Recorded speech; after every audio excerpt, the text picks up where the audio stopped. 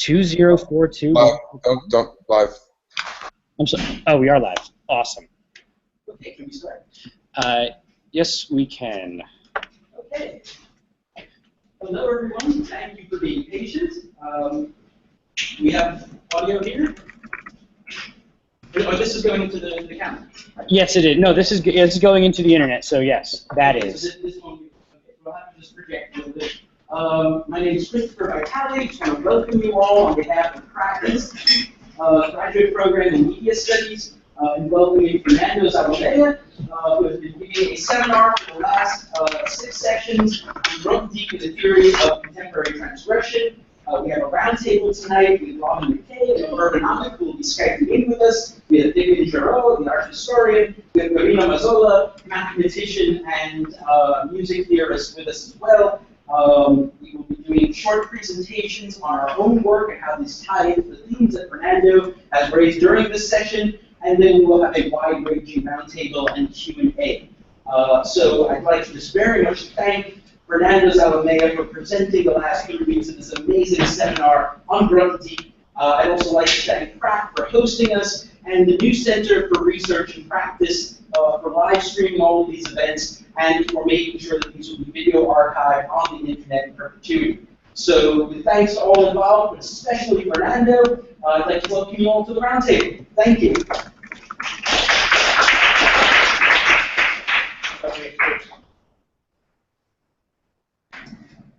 Thank you, all of you. Of course, Chris, for the organizing of these nice unions. And the roundtable will be an expansion of parts of my talks that I did in the previous weeks. In the previous weeks, I talked a little about Grothendieck, and especially how Grothendieck could be important for our moment, for our contemporary world, and how these people who are here, and Robin McKay, the editor of Collapse, are producing amazing ways of understanding our contemporary world. And I try to do like a connection of their own work, which in great part is completely independent of Grothendieck. In some part it is related strongly to Grothendieck, and to enlarge our understanding of our contemporary world, of our different and difficult questions that I hope you will ask them. The roundtable is about their work, about Robin McKay's work as an editor of Collapse, about Christopher Vitali in his project of Networkologies, about Guino Maza and his wide-ranging project of the Topos of music, with Fabiano Giroux and his beginning project of glass bead, are putting art like in the center again of our understanding of reason. So it will not be on me, please. It will be questions addressed especially to them. And the organization of the roundtable will be in this way. We will have like 15 minutes or 20 minutes, which can be enlarged at your will. You can, it could be 15, 20 minutes, but it could be very plastic. You can go in whatever time that you want. We have time. We have all the evening to talk. You will present some of your understanding of our very difficult moment in which we are standing, how your work is producing some kind of new ways to navigate this our contemporary world. And after that, I think it will be like, say, 15, 20 minutes for each, let's say 1 hour and a half, in which I think it should be wise for us to listen to what they are going to say. And then afterwards, I will open a very wide discussion, I hope with a lot of questions from yourselves to them, and from them to them also, and from me to them also. We can have a lot of questions afterwards. At the beginning, then it will be this kind of brief presentations. So I will resume in 2 or 3 words what were my questions to them at the beginning. But they have been completely open to decide what to do with those questions. Those questions were, how do you characterize our strange contemporary moment? This moment in which we don't have good names for it, It could be transmodernism. It certainly is not modernism anyway. It's not postmodernism. It's something new which is happening. How do we deal with this strange contemporary moment, and particularly how your work is trying to lead us to some sort of a better orientation, a better understanding of all these contradictions in which we are living, which are extremely interesting, beautiful contradictions, but we have to, in some sense, introduce new tools in order to understand them in a reasonable way. So in what sense your theoretical work is also close to this non-age in which we are living, non-classical age, non-linear, non-orientable? What are negations in your work? Are they important? And do you think that we have to mix very well the themes in which you are working, philosophy, art, music, literature, all this can be or should be mixed together in some sort of new understanding of our contemporary world?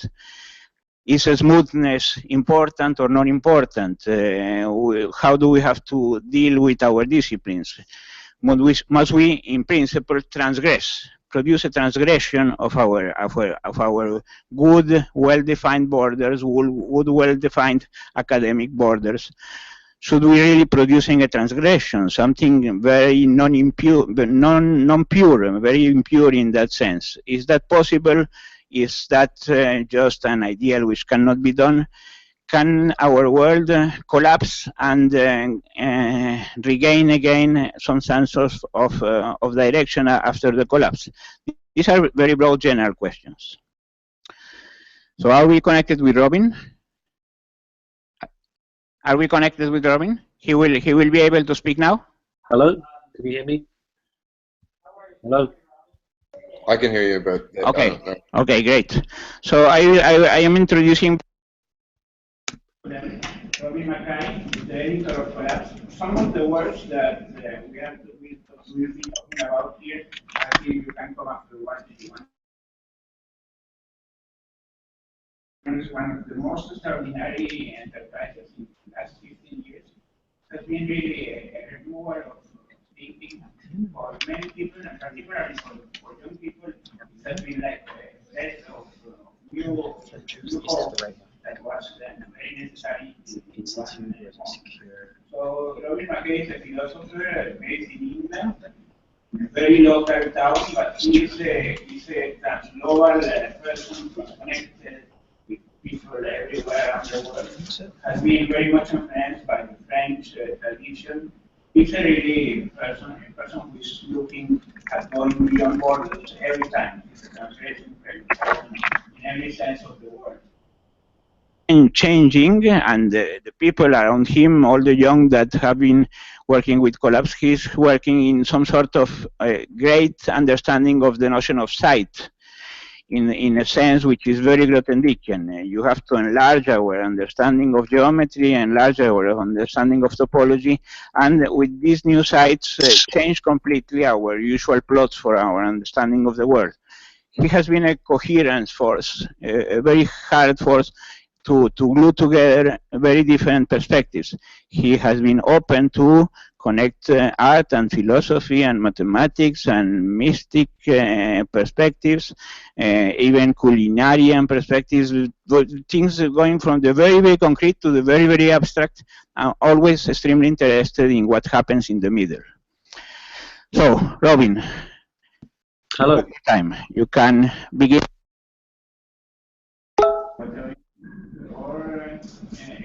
Expand yourself. Sound check me, Robin. Hello, can you hear me? Hello, can you hear me? That's what I said. Yes. Good. Do we have a microphone to amp this out? Yes, we do. Work either. And in order for that to be plugged in, it has to know. Wait. Ha! Ha! Ha!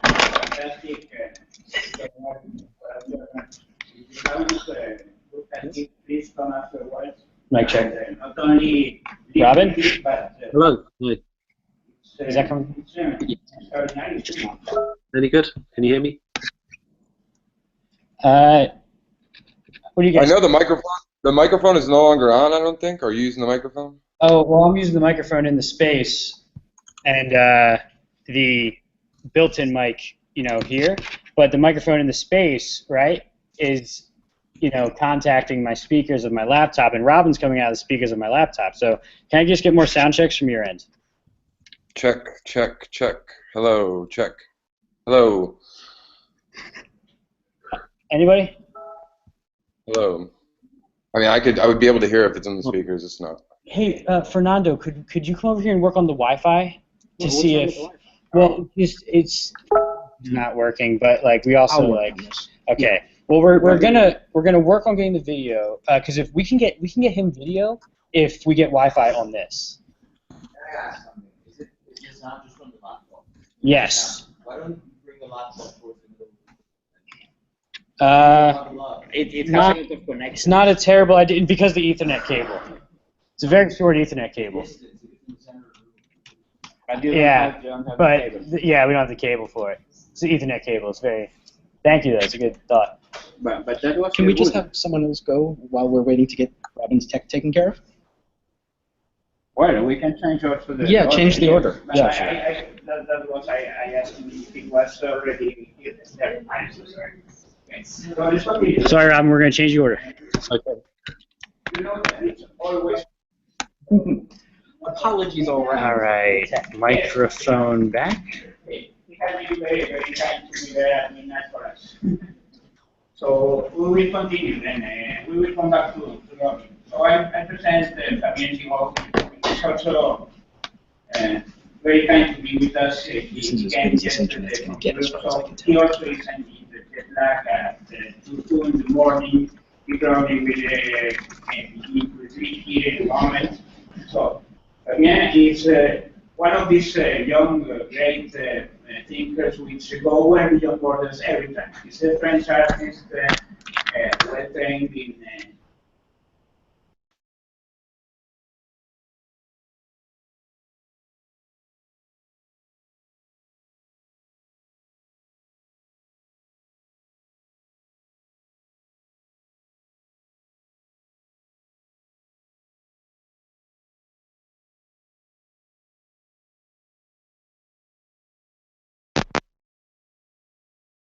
And try to get some kind of unity again between the diverse problems in the area and to get of Chefification, it's a good name, in order to produce a new space for concrete and material art in order to gain a reasonable understanding of our world.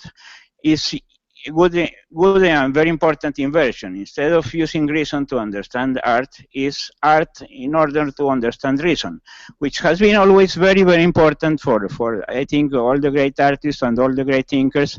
And these young people, he's leading a young group of people from France and England mainly, but he's spending also all around the world. He has a good number of collaborators in many countries.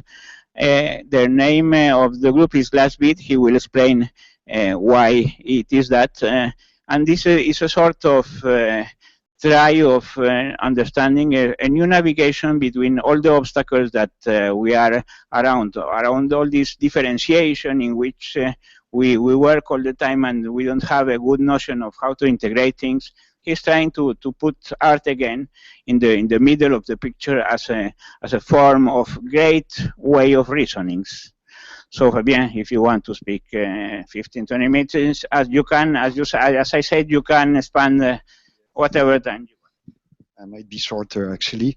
Hi. So thank you, Fernando. And I just wanted to say that is it me or it's the microphone? The microphone is just working outside of our. To Robin maybe. Okay, so I need to. Okay, it doesn't work. So can I just put it down then? Okay. So this is not needed. Okay. So hi. I just wanted to say thank you to Fernando first because I mean everything that we've started, because I'm here not as the artist part of my life, but more as I represent Bead, who I co-initiated with many people. Actually, we're 5. So it's Inigo Wilkins in England. Who's, okay, I should scream that. Okay, so we have Inigo Wilkins, we have Ida Soula, we have Vincent Normand and Jeremy James, and myself. We initiated this group called Bead 2 years ago. It pretty much came out, I mean, and that's why it's so important for me to be here. It came out of a very influential work. The work of Robin, obviously, is crucial to us. The work of Fernando, especially in his reading of contemporary mathematics, has laid the ground for everything that we've sort of tried to found these past 2 years. And the journal itself, because it's a journal, will louder again. Okay, the journal itself will come out if we're lucky in a month and a half, with many contributions. Fernando is in the journal, Guino also, Reza, Negaristani, and yeah, that's good to get closer. And yes, okay. And basically what Bead is, for those who weren't there when Fernando presented it, I think it was 2 or 3 days ago, we're trying to do both a journal and a platform which is, as we say, dedicated to the synthesis between different incompatible knowledge fields. But at the center of that is really the idea that art can be a particular and vehicle for these kind of transfers. So that's maybe what I'm going to, sort of loosely talk about today.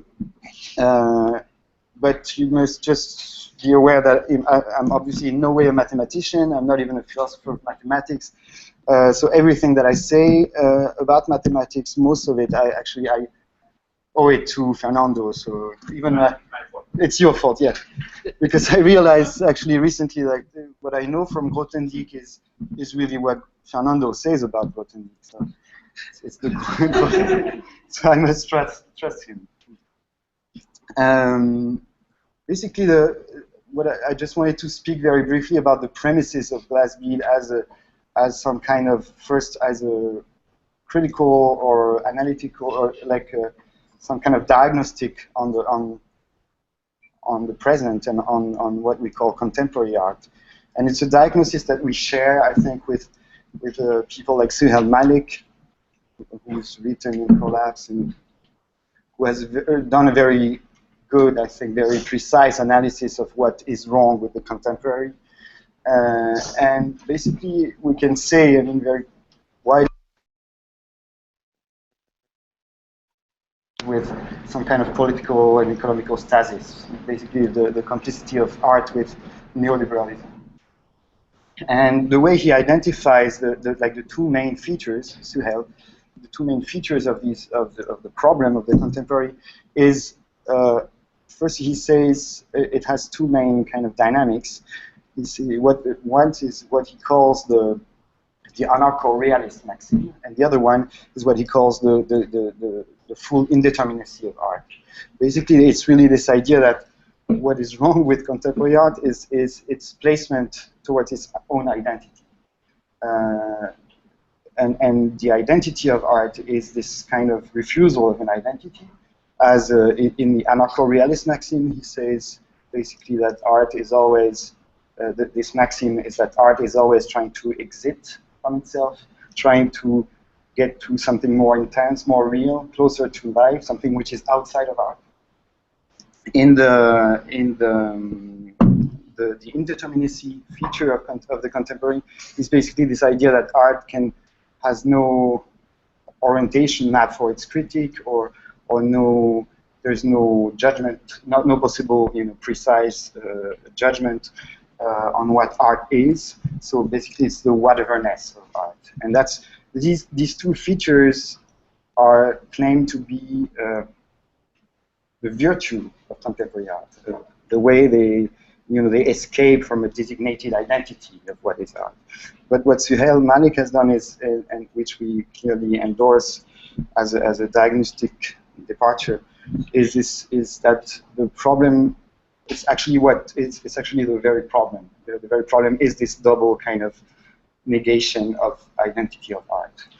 And the question for us is really how can we take on the problem of the identity of art without falling back into all designations.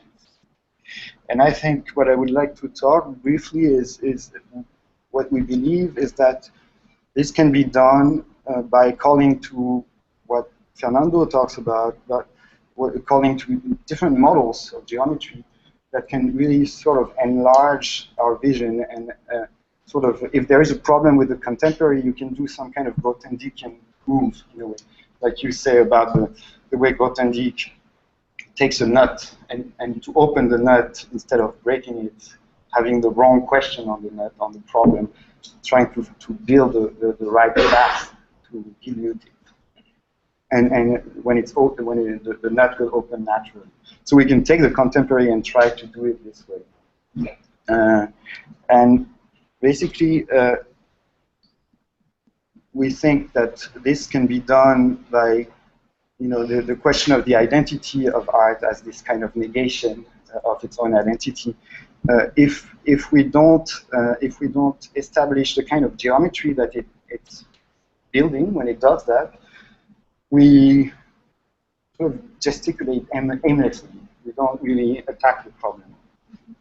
And so, to do at Bead is to, in a way, is to build, to consider the geometry of art and history as a diagram, as a morphing diagram, and the contemporary phase is a particular stage of this diagram.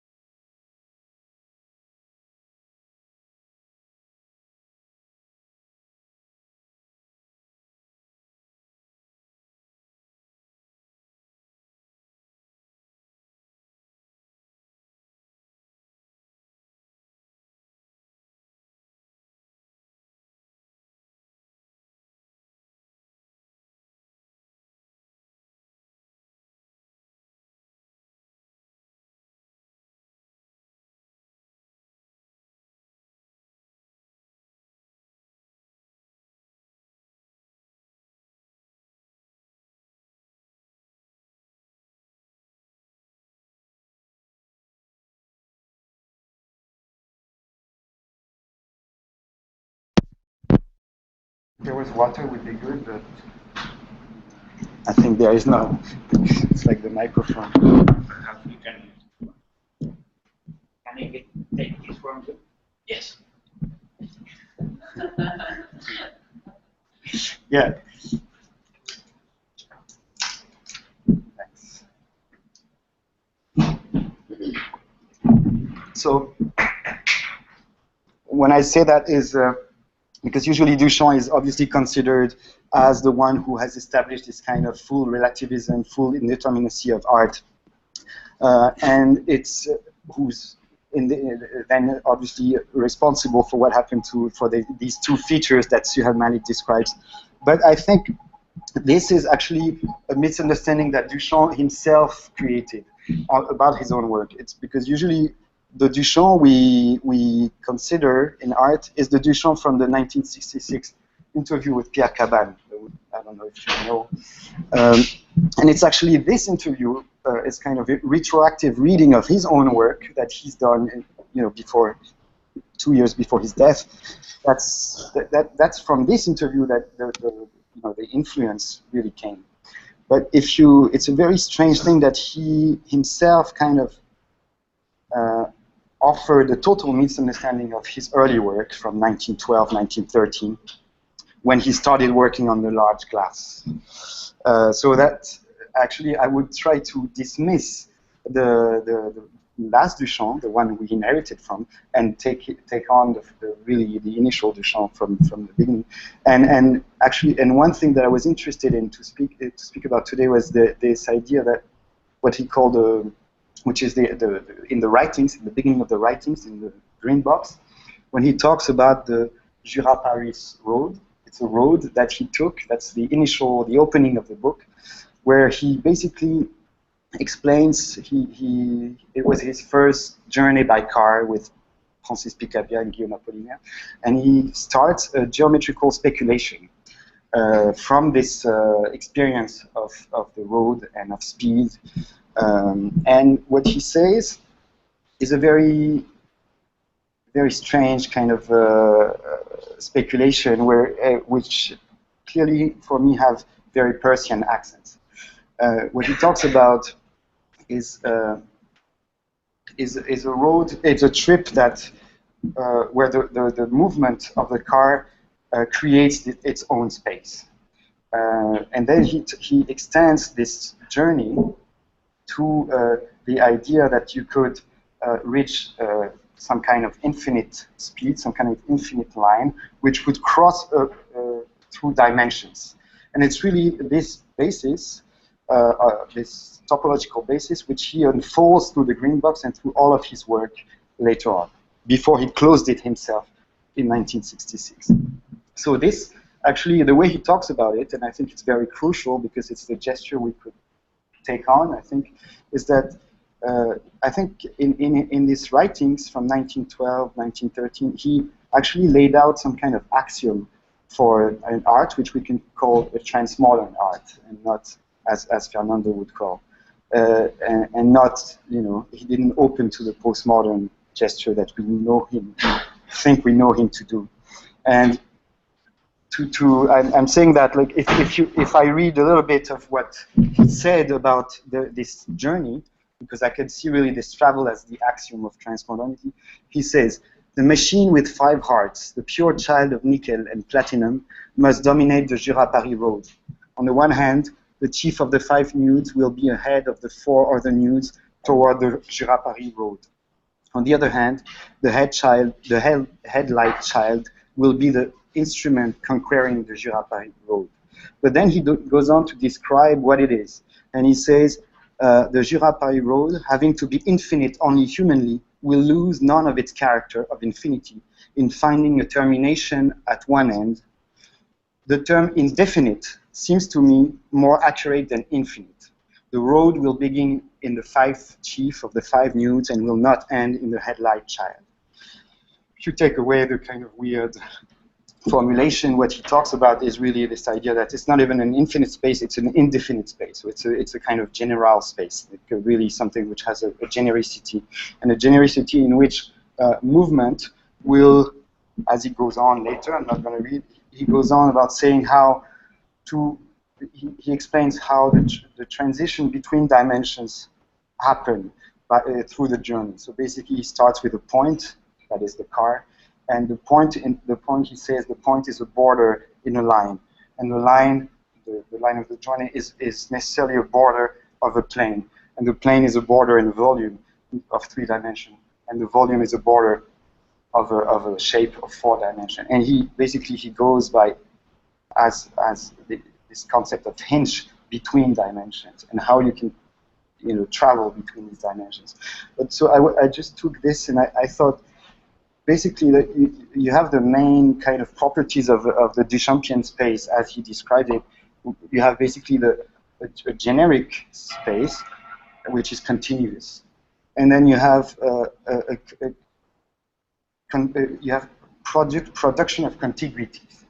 And I think it's really close to what you say about how Peirce comes to determine, makes successive determination on the continuum by specific gestures.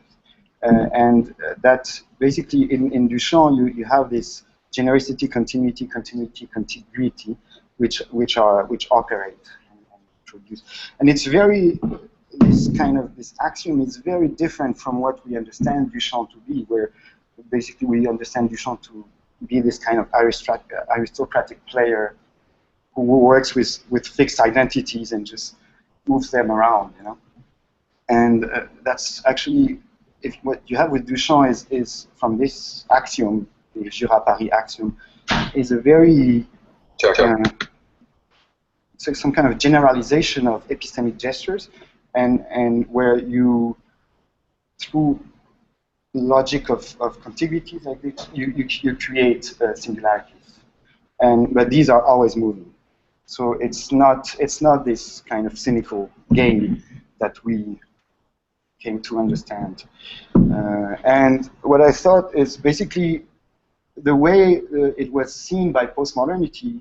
I thought it was, and you can understand postmodernity as just a full misunderstanding, or even all of postmodern art as some kind of misunderstanding angle on the space of Duchamp, where genericity becomes indeterminacy, where continuity is misunderstood as equivalence, and where contiguity is misunderstood as total fragmentation. So you have, from the couple genericity, continuity, you have indeterminacy, equivalence, and from the continuity, contiguity, you have equivalence, fragmentation. That's really like the kind of postmodern angle on the Duchampian space.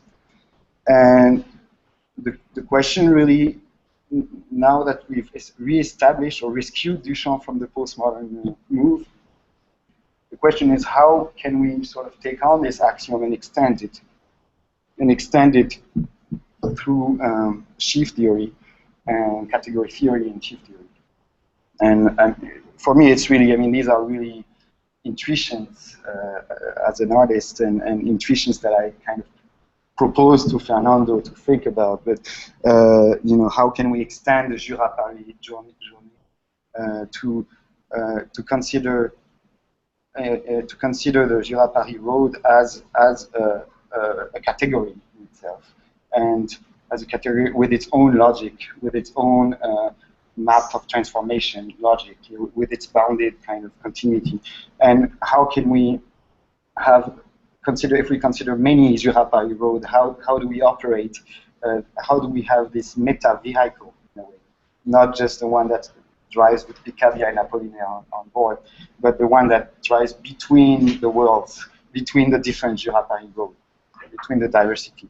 And this idea of a kind of a meta vehicle, or morphine vehicle as we call it, is really what we are thinking of as where art should be going to. In this kind of, it should be going into this high abstraction for itself. It's really through this kind of movement of abstraction of its ground, abstraction taking influence from higher mathematics, that we can really sort of take on what Duchamp started with the Jura-Paris axiom, and kind of, in a way, make of this road a sheaf between incompatible worlds, supposedly incompatible worlds, which postmodernity has revealed, and then try to re-establish continuity from these incompatibilities. So that's really like in a very kind of synthetic way, what Glass Bead is about. It's about building these morphine vehicles. Yes, so that's what I wanted to say. Okay, thank you very much, Fabiano. Following our organization, then we will try to hear both the four speakers, and then we will have questions. It's very natural to continue with Guino Maza now, since Fabian was talking about paths in space and how categorify things. Probably you know very well Guino Maza. He's certainly, not only for me, but for any person who has think a little about the theory of music, the greatest theoretician of music alive. And I certainly say, even if he will be embarrassed about that, he's one of the great geniuses living today. A genius is defined by me as a person who is able to think in a very profound way in something and its opposite at the same time. And Guerino has that kind of very strange ability. He has written, for you who know him, if you don't know him, I don't know if you brought your Topos of Music volume here. Okay, we will share it for you afterwards. It's a gigantic volume, fantastic volume of theorization of how do you compose music and how do you interpret music with using the most abstract and most precise mathematical models that you want to. It uses very abstract things, very computational things, but it puts it at the service of a true understanding of music.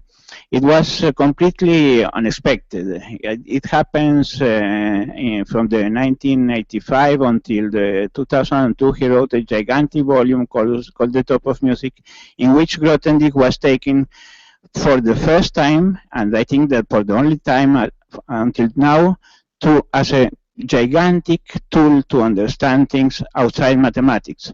His use of Grothendieck is the most incredible one ever has done, and it will take time until some other thinker will do that in other parts of culture. I am completely convinced that will happen in art. This is the next part in which we'll have Grothendieck working about. But Guerino has done that in music in a fantastic way.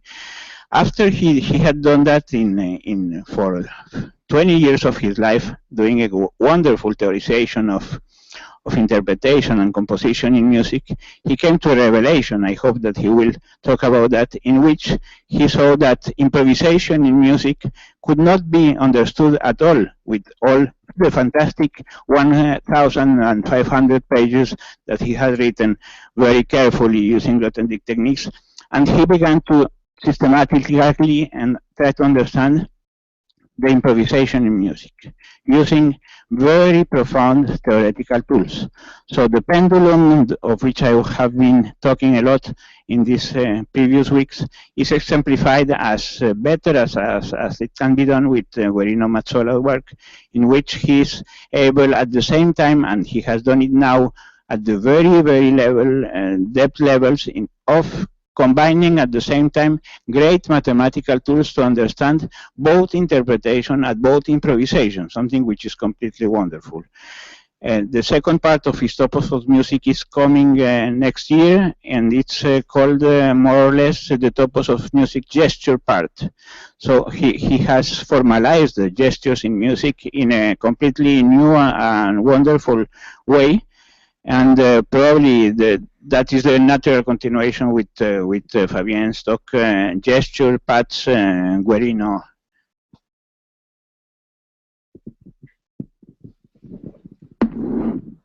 So thank you. Tell me if I'm loud enough. Usually I'm loud enough. Is that okay for you? Okay. Thank you so much, Fernando. Too much of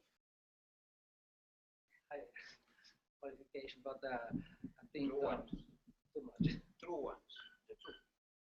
Perhaps to say the truth. Thank you anyway. So, yeah, you have given us 5 questions here, and I have chosen to answer 2 of them, right? In 15 minutes. And I think the first one was about what are some strategies to move beyond postmodernism? How are we recovering universals? Huh?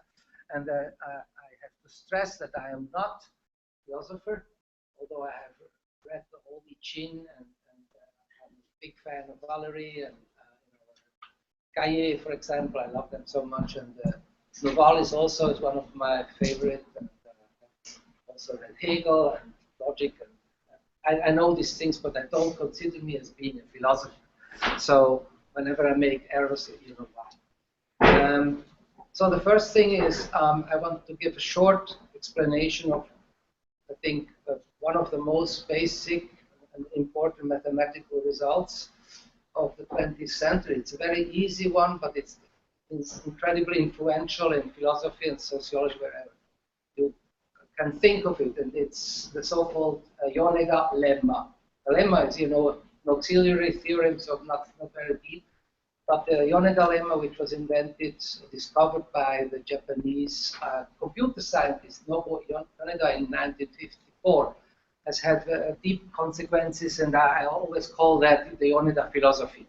I don't know whether how much or whether you have. I think you have been talking about that, so perhaps it's kind of But it was a lesser public, so please go again. Yeah, it's a kind of repetitio mater studionis, so you repeated that something. So we start with this kind of postmodernist situation in mathematics, and very often mathematics you think it's something very abstract or very special, but if you understand what you're talking about, it turns out to be something which is deep impact. So what I'm talking about in this postmodernist situation is what you had with Grothendieck in 1960, when he was learning algebraic geometry very fast and in a very deep way from André Weil and all these algebraic geometrists, is that you can have different perspectives on a geometric object. Yes, kind of, if you look on a sculpture, you can look at it from different perspectives, and you will see different shapes and sometimes even seemingly contradictory. It could look like a square and then it looks like something round, so on. You know that. So in mathematics, that was a big problem, and typically you had polynomial equations, and you could look for solutions, and the solutions could be real numbers, or they could also be rational numbers, or perhaps even complex numbers, whatever. So every selection of such a perspective, gives you a different image of that object, of that polynomial equation. And this is kind of the postmodernist situation, that you have different perspectives which have a priori not very much to do with the object.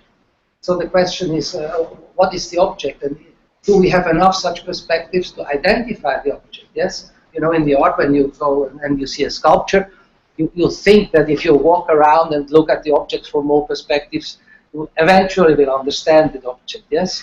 So in mathematics, that was the big problem. We had all these different perspectives, and Grothendieck kind of applied this Yoneda lemma. I'm going to explain it in a minute, and could show or apply this result to say, well, if you look at the object from all different perspectives, yes, if you look at the solutions of your equation in all different numerical fields or whatever you take, yes, rings or whatever you have as domains, then you can completely identify the object.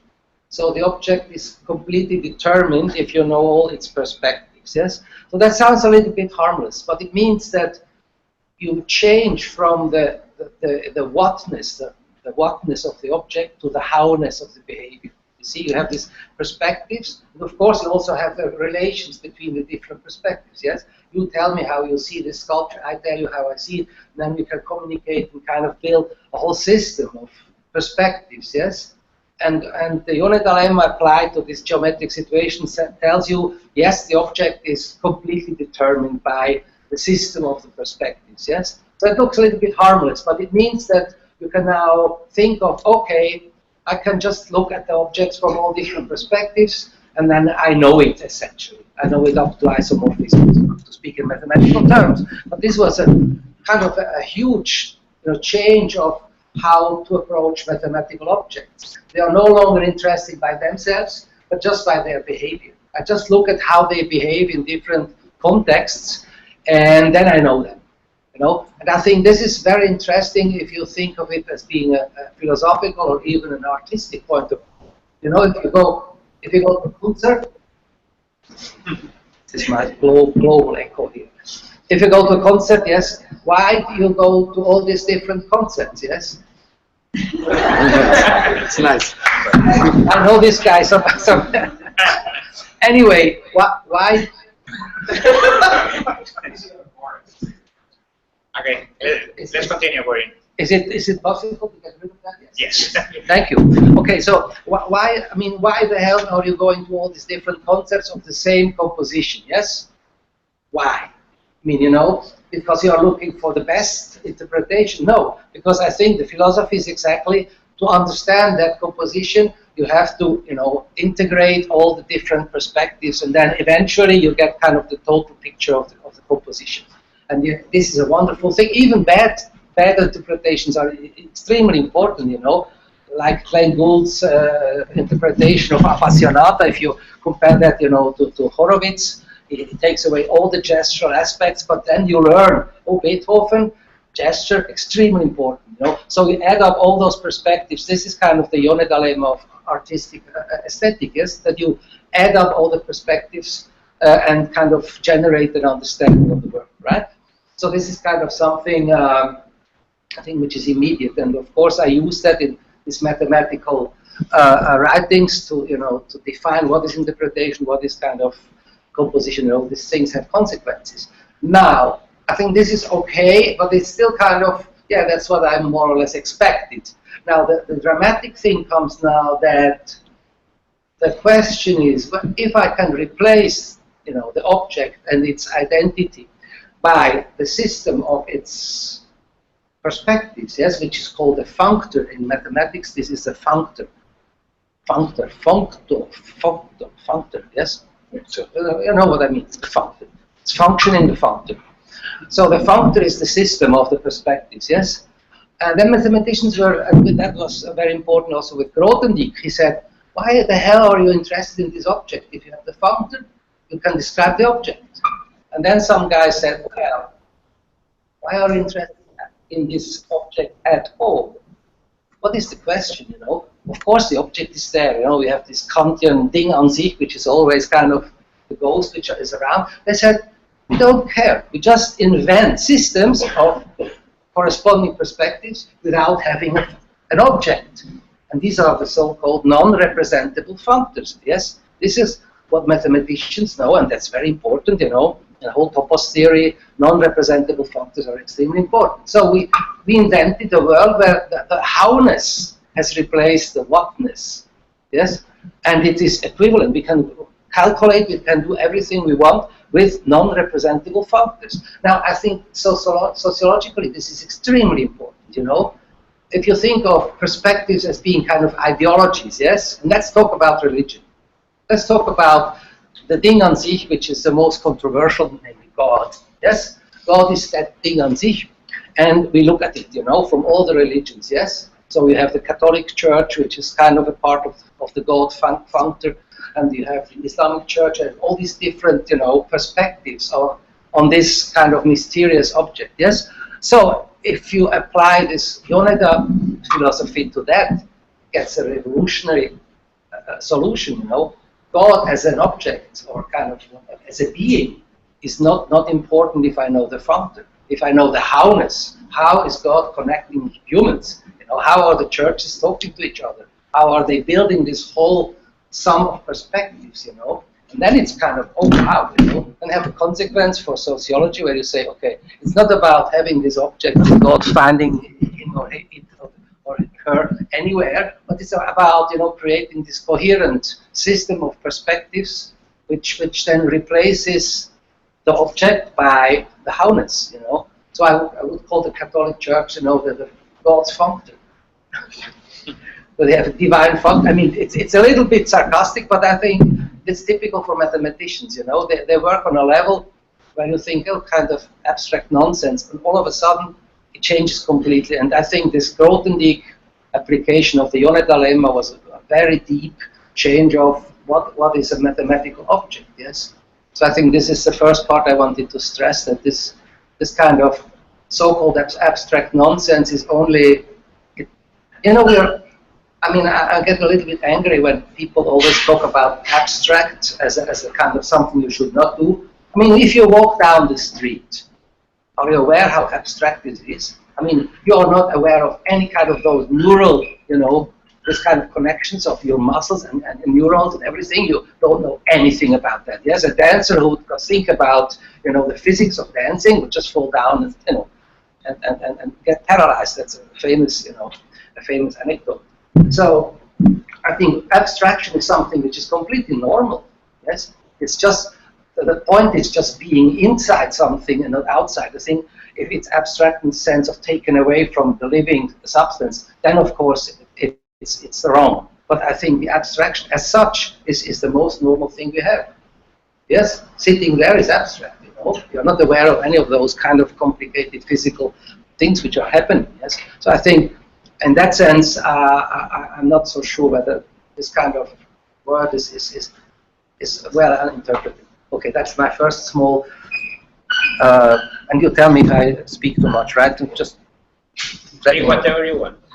Okay, and the second thing is, then I had written this book in 2002, and I remember in May 2002, the IRCAM in Paris, you know, the Boulez Music Center, because I have been collaborating with them for many years. They said, oh, Guino, couldn't you just give us a talk about the mathematical music theory in your jazz improvisation? Because I'm a jazz pianist, kind of, you know, Cecil Taylor, kind of modern stuff. And I said, of course I can, no problem, yes. And then I went home and I started thinking, and all of a sudden I was really very embarrassed, you know, because I recognized that these formulas, you know, this kind of abstract rational constructions, of course they are important, but they're not essential in the sense of if you take away, you know, the formulas, it may fail, but it's if you take them and nothing else, it's just, you know, mechanical, stupid reproduction of something. So it's not, you're never present. You know, if you take the formulas, you're just, you know, the waiter who brings something, and that's what I hate when I see many of, you know, I'm in the School of Music, yes, and I see all the students having their recitals, and then they play Mozart. They play Mozart like this, you know, they play it like a waiter. The Mozart is up there, you know, and they bring the dish from A to B. And so they're not the center, they're kind of only, you know, machines who bring something from A to B, and then it doesn't work, yes, it never works like that. So, you know, this mathematical formula recitals are really something that should stop immediately, you know, because this is not music, this is just kind of, you know, the waiter role. So I recognize that these structures are important, but they're kind of something essential is missing. Yes, and as I was as you might know, a big fan of Cecil Taylor already for many years, and I also play that style on my piano. So I said, well, let's look what he's doing, you know, because I think I was doing it, but I was not really aware. And then I read, you know, with my piano playing, I'm imitating a dancer's movements, yes. So I said, he's trying to imitate the dance, a dancing gesture with his hands. He's not trying to play a cadence, yes. He's trying to dance, you know, to move his hands, and that's the essential message there. It's not about, you know, kind of telling you 2 and 2 is 4, you know. And if you look at compositions, it's also true. If you look at Beethoven modulations, whatever, of course you have these harmonic functions. But they are completely, you know, secondary, right? 1 4 5 1 is everybody has 1 4 5 1, you know. But if you would just say it's sufficient to say 1 4 5 1, you would just say da da da da.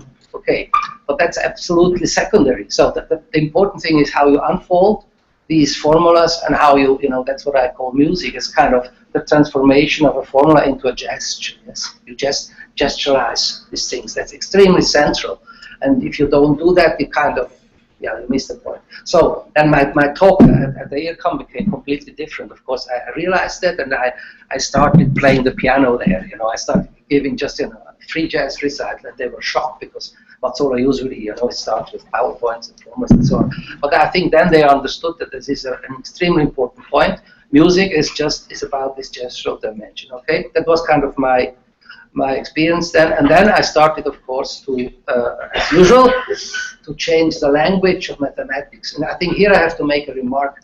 You know, this question of language. If you think of physics, yes, I mean the big revolution of physics with, you know, with Newton. It's not Galileo Galilei, of course, that was the first point. But you know, he could not talk about the momentary speed. The concept of momentary speed was not known then. You know, the speed was a kind of this stair thing. It was constant, and then constant. It changed like, you know, constant, and then there was no concept of a momentary speed. Yes, so he didn't have the language. He could make experiments, but he could not calculate. So then, you know, with Newton and Leibniz, this kind of differential quotient was an extension of mathematical language, a huge one and kind of a revolutionary one that changed physics completely. Yes, so the language was extended. So that's my thing, and I think you always have to think that if you don't solve a problem, try to criticize your language. Think, oh, is it the right language? You know. And in German there is a very strange expression which is etwas zur Sprache bringen, which means to bring something, literally translated, to bring something to the language. So you know the something and the language, you bring it to the language. You know, the language is fixed; it's there, waiting for for something to come. And this is the most stupid thing you can imagine. You know, you should bring the language to the something, not the something to the language. Change your language if you don't understand. You know, and this is the famous ineffability ideology in music. You know, they say you cannot talk about it; it's ineffable. So I say, okay, make an effort and change your language, then. You know. And this is what I did, you know. I said, okay, let's make a mathematical theory of gestures. And then the whole thing went on, and that's now the third volume of Topos of Music. It's about the mathematical theory of gestures, you know, the very precise definition and all the theorems. And now we are working on understanding the transition from, from the score, from mechanical score information to the performance. So we use a whole, string theory and all the worksheet and the Lagrange formalism and all that. But this is built upon the language of gestures, right? And I think we could understand quite a lot of phenomena, also classical modulation by Beethoven. He uses a lot of gestural constructions, yes? Not only this abstract harmonic language. That's extremely important. And there are even books about gesture. Robert Hatton, for example, has written a book on gestures with Beethoven and Schubert. And he says, why don't we have gesture theory in music? Because the gestures are so central in music. Well, the answer is very simple. I mean, besides that, some people are getting too old to change and so on. That's kind of a famous thing. But the other thing is that the language for gestures is very complex. You need continuity, you need topos theory, you need kind of homotopy theory, all these nice things. And I think that might be one reason why the gesture is, everybody knows what is a gesture. But if you have to describe it, it's like the concept of time, don't know. So it's mathematically complex. And I would add something concerning the mathematical education and mathematics of the future. I think Yuri Manin was a very, high-ranked mathematician. He gave an interview in the Notices of the American Mathematical Society I think 3 years ago. And he was asked at the end of the interview, well, what do you think is the future of mathematics, in the sense of what is the basis of mathematics in the future? Now it is, category theory and set theory, these kind of abstract things like arrows and so on.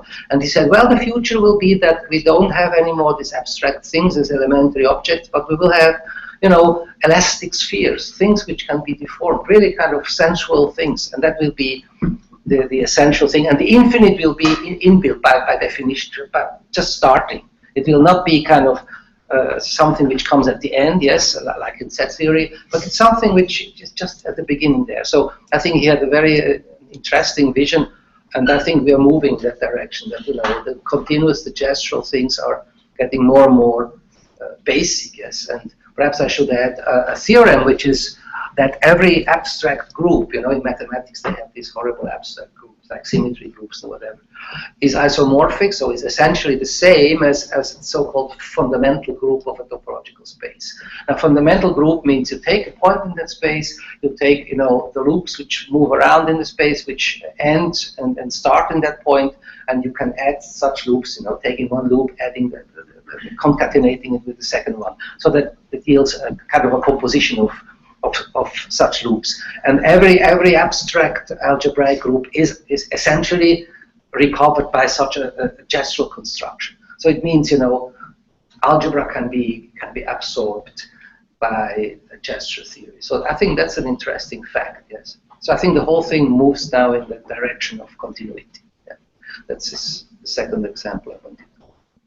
Okay, so we will continue in our organization. We will hear the other speakers, and then I hope we will have many questions on them. I simply want to sign up that thanks to Guino, he is finishing with the fundamental idea of smoothness, of something, of changing points by paths. That's the fundamental idea of a sheaf, which was the basic construction that on which I worked the last 3 previous weeks. So shifts really should be the future, beyond theory and beyond category theory. Are we with Robin now? We can do Robin next. Okay, let's go. Let's go for Robin. There should just be a button.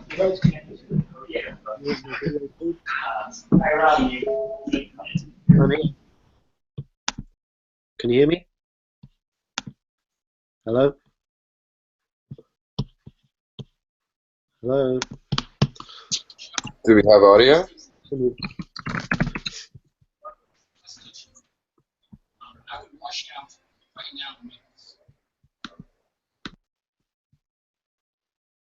Hello? 1, 2.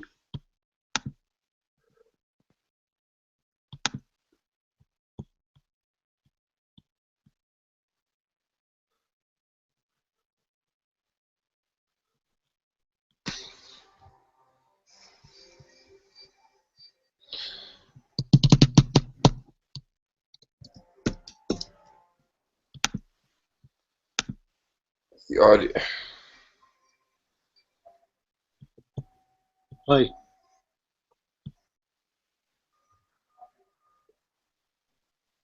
This is great.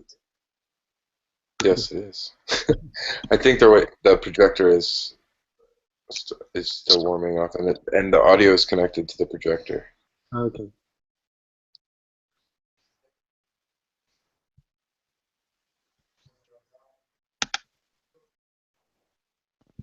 So there's the computer.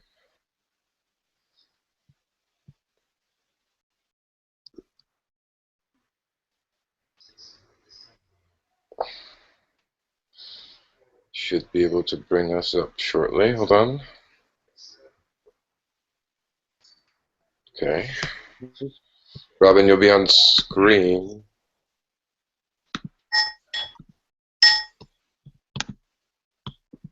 Hi. So we can see. Can we hear you?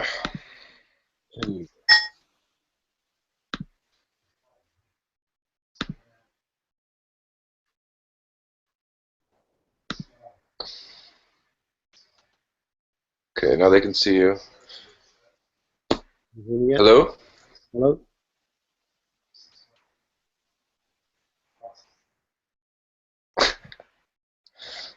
Oh, technical.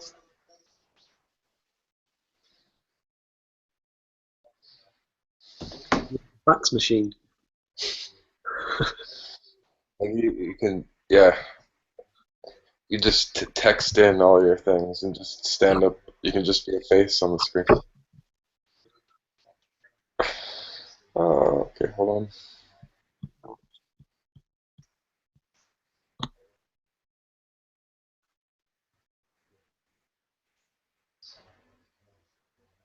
I feel like I should be doing a mime. Well, for now I'm going to do this. It just, yes, That sounds good. but that was a bunch of feedback.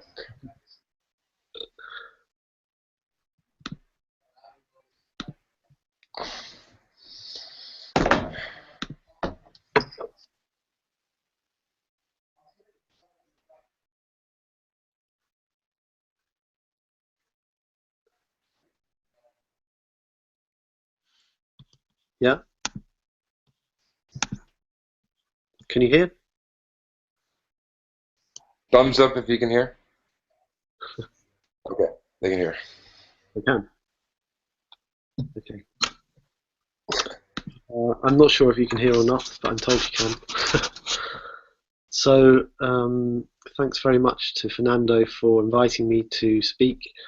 And after those two elaborate presentations, I'm just going to give really quite a simple and naive account of what I'm trying to do in my work as an editor. And I guess in the rare moments when I stop doing it, I start to think about what the hell it is that I'm doing. And in trying to explain this, I can't really speak to the mathematical dimensions of Fernando's work, but I certainly think, along with others, I find what he draws philosophically from the recent history of mathematics is very rich in possibilities and potential models for philosophical thought, for thinking, creativity, invention, abstraction, and perhaps most importantly, this concept of the trans and the transmodern. So one way of describing collapse, if we were to take a psychologizing approach, would be to say, here's a guy who discovers that he's profoundly allergic to professional gave their iPhone knowledge. What? Can you hear me still? Yes, I can hear you, sorry. So here's someone who's something of a dilettante, who's kind of gets interested in all different types of thinking. So then it would be a product of a personal dissatisfaction with the academic framework of philosophy, and collapse would then be a kind of personal project to try and create an alternative for myself, for my own satisfaction. And that might well be quite an accurate genetic explanation of how it came about. But as it's gone on, and its popularity, the fact that people are reading it, and the fact that it has some kind of influence in the world is really surprising and pleasing to me, obviously. I start to kind of retrospectively account for what I'm doing within the order of reasons. So in actual fact, in common with a lot of creative work, I think really it's just to do with following a set of intuitions, with knowing the pre-established frameworks that you don't want the work to fit into, and then only later, when you have the products of this process before your eyes, then you start to construct this retrospective account of what it is that you've been doing. But simply the idea was that inventive conceptual thought happens in all sorts of places. Philosophy doesn't have a monopoly on the concept. So to bring together people working in different registers, authors from different worlds, scientists, artists, philosophers, all types of theorists together in one publication, and at the same time to marry that with cutting edge work in philosophy. So it's not to do with a kind of popularization of philosophy in the sense of providing self-help through philosophy or a simplified philosophy. It's actually to do with, in a certain way, a kind of complexification. Now, in terms of form, it wanted to take the eclecticism of a magazine with the productive intellectual intent and the sense of community in an academic journal. And I thought both of those models, in different ways, in their current state, were unsatisfactory. There's something that just didn't quite work about either of those models. They both have shortcomings in their current incarnations. So retroactively, then, I've started to create models and to try to understand in what sense what collapse does perhaps reflects a contemporary, or with Fernando's term, a transmodern condition. And in doing so, I've kind of constructed for myself a rudimentary schema which is both topological in the sense that it's to do with the structuring of knowledge. It's about creativity in respect of the process of editing and my editorial role, and the way in which the constituent elements in collapse are kind of forced together in a certain way. And it's dynamic in respect of the act of reading, the reception of the work, and the way in which it generates an audience. One additional inspiration that I might mention is Nick Land, who once told me that philosophy is troublemaking. And I guess it's the view of philosophy that I've held on to, that philosophy is something that refuses, obstructs, and disturbs any predetermined image of thought. So philosophy as the power of thinking, which attains its highest point when it displaces thinking from its framework, when it releases it from its subordination to external images of thought that it's subjected itself to. But at the same time, there's also no pure philosophical thinking. That's just another image. So this continual displacement can only take place by philosophy continually nourishing itself from outside, by hybridizing and by synthesizing, by superimposing other knowledges. So in other words, philosophy then becomes, in a sense, a question of navigation between different worlds, between regional ontologies, between conflicting images of thought, and a question of creating exploratory experimental paths between them. So that's philosophy as a troublemaking. But secondly, there's a kind of democratic ideal, which is to say that philosophy may be a specialized discipline which has a history across which it's developed very refined tools for manipulating concepts. But at the same time, philosophical problematics occur everywhere in all practices. And I think of this in terms of Albert Lautmann's work, in which, for Lautmann, through the history of mathematics, mathematical thought seems to progressively crystallize schemas of problems, but the problems themselves always remain beyond its grasp. The problems are the things that draw it forward. And I think there are crucial points in all practices where one discovers these problems, where one is drawn into these problems, and a point where a problem presents itself, where one can no longer think within the framework that one has customarily been working within. That point is always philosophical. So, as I said, this gives rise to a kind of retrospective diagram of what it is that Collapse tries to do, which was that, unlike in academic journals in which the contributions are circumscribed within a subject area, and that circle of possibilities is itself is contained hierarchically within larger circles, within the universal organic system of knowledge that it's the university's task to reproduce. What Collapse does instead is to create a sort of montage where each contribution overlaps slightly with one or more of the other contributions. So you end up with this connected chain. So the pieces are never overlap completely and never fall within the same circle, but they have these overlaps. And the interesting thing then is you can have two extremities of the chain which might have apparently absolutely nothing to do with each other, but which are connected by the intermediate links. And so this, I think, is a different topology of the concept, and one that I think is far more contemporary than a progressive hierarchical delimitation into smaller and smaller specialisms.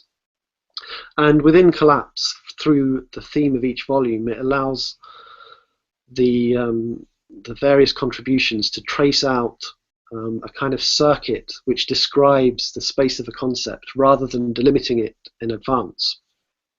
But you can also think of it as the concept being a set of vectors. So each contribution brings a different impulsion to the concept. And then the volume therefore ends up pointing outwards in all directions. So at the core, there's this problematic kernel and the different perspectives on it. And this is not without a certain resonance, I think, with what Guino was talking about. You have a problematic kernel, you have various perspectives on it, and those perspectives also project outwards into ulterior spaces. And the interesting thing for me that I realized a few years ago is that this also implies a new type of audience, and in fact it generates a new type of audience, because any one reader can pick up a volume of Collapse because they recognize one of the contributors or two of the contributors, but then they become a part of this chain. They become infected by these multiple vectors, which become a kind of propulsion device. So the reader becomes contaminated by other writers, other thinkers who they would never have otherwise heard of. So in this way it continually produces and expands its own audience, and then certain members of the audience then become contributors in turn. So everyone therefore draws a benefit, or if you like, is contaminated by this montage effect. And the montage is also something that happens to me as the editor. And the introductions, which of course are always written last, and usually at the last minute, the introductions are a kind of the story of my trying to understand how this came together and why these chance encounters happened and how the whole piece fits together. And I try to kind of reconstruct according to the order of the concept, that a kind of quite a haphazard and a groping intuitive process.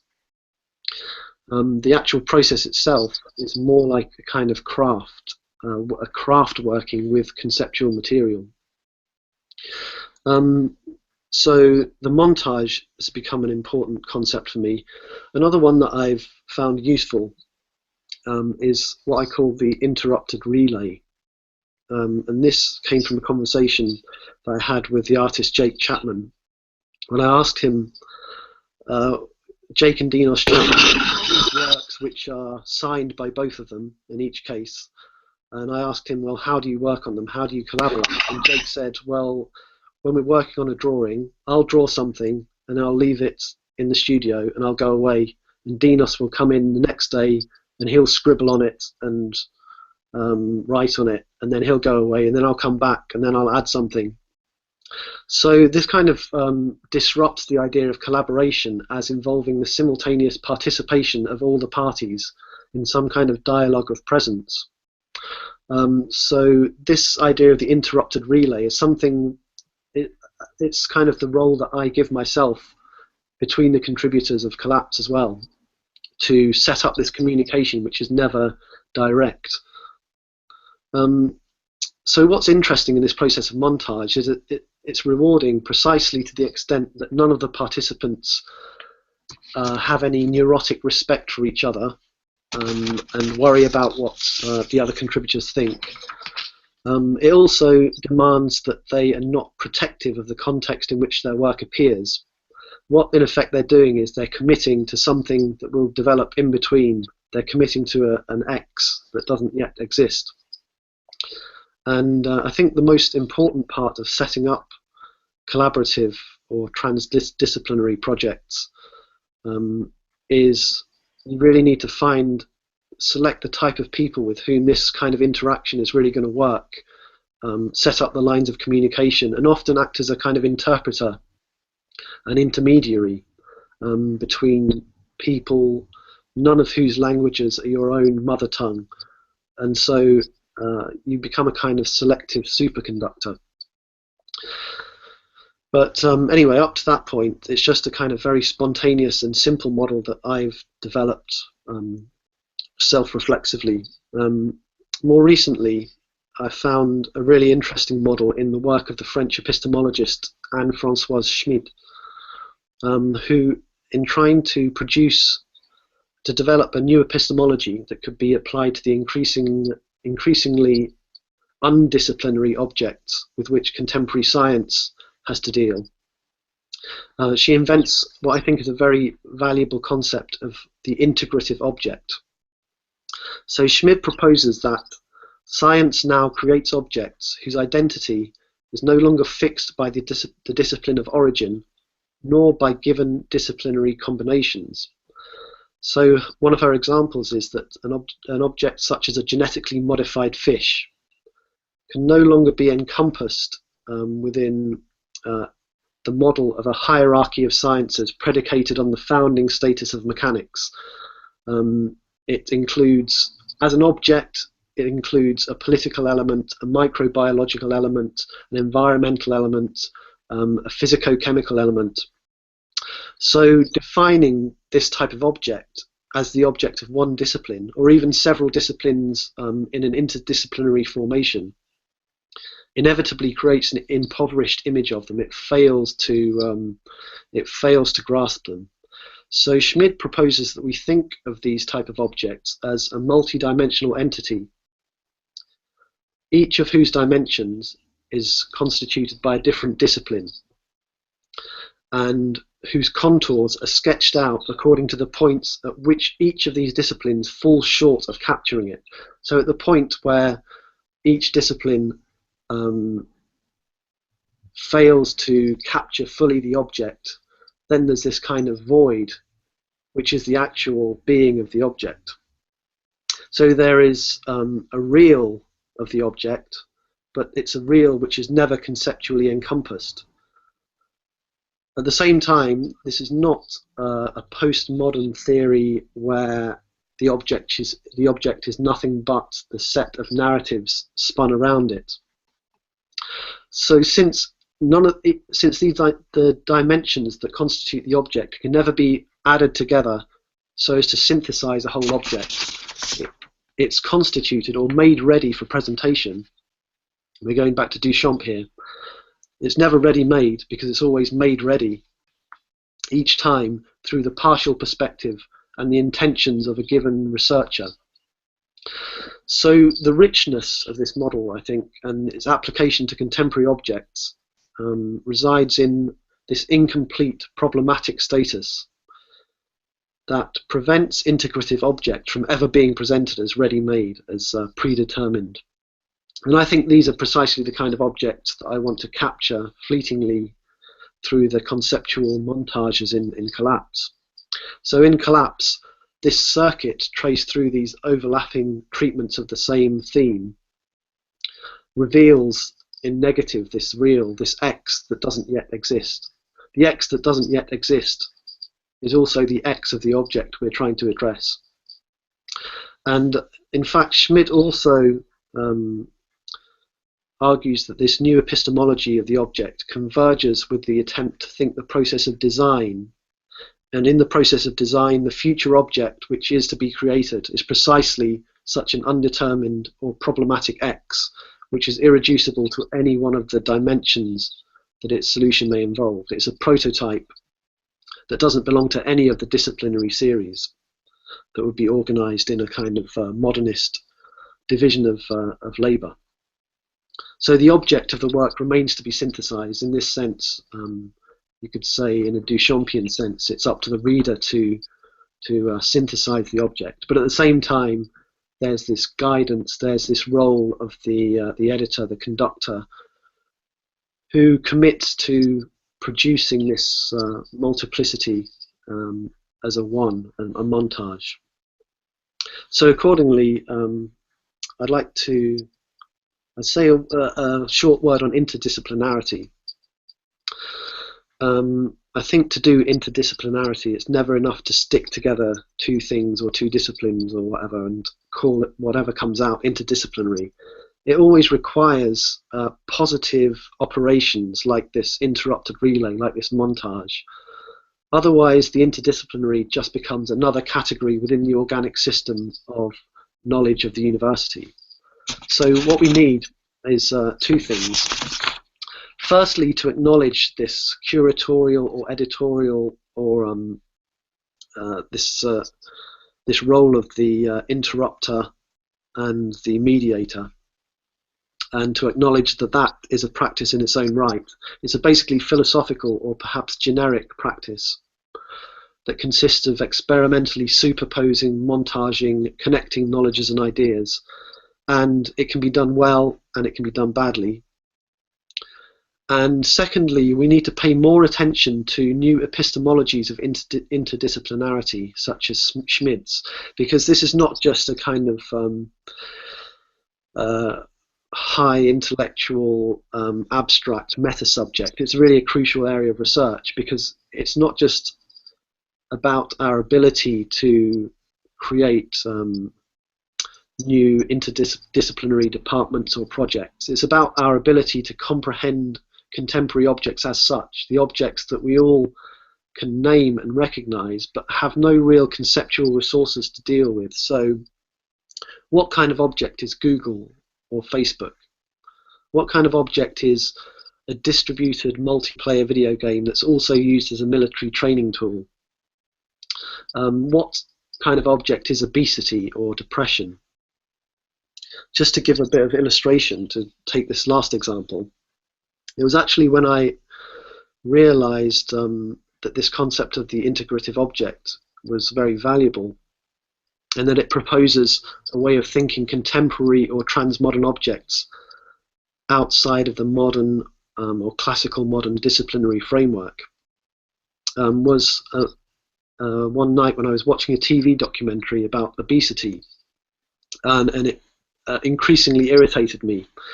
It was presented by a kind of upper middle class surgeon who presented some new proofs on the fact that obesity is linked to hormonal factors. That is, that obesity is in some way a biologically predestined illness, but one that can be medically corrected. And what struck me here was that obesity, alongside other objects such as depression, is precisely an integrative object and could only be thought of such. And moreover, that this concept had a strong political valence, because if we try to think objects, specifically scientific objects in a narrow sense, i.e. via neurochemistry or via nutritionism in this case, what we risk eliding the social, economic, emotional and affective dimensions of these objects. And these are not just competing narratives, and nor are scientific data merely disguised political operators. What we need to do is save a kernel of the real, even while we're admitting that this real can't be rendered intelligible by any one discipline or approach. So, in other words, the concept of the integrative object is implicitly political, precisely insofar as any attempt to bring such an object exclusively under one discipline is a political act. So what shocked me in this documentary was the attempt to use science to dissimulate the social, economic and class dimensions of the object that is obesity. And in this case particularly, the scientific theory is proposed within a manifestly fallacious and pernicious dichotomy. Either obesity is a question of willpower, individualist subjectivity, voluntarism, everyone is responsible for themselves, or on the other hand, it's an objective scientific fact that can be corrected by biopolitical intervention. These are alternatives which are nothing but a dissimulation of the complex problematic at stake.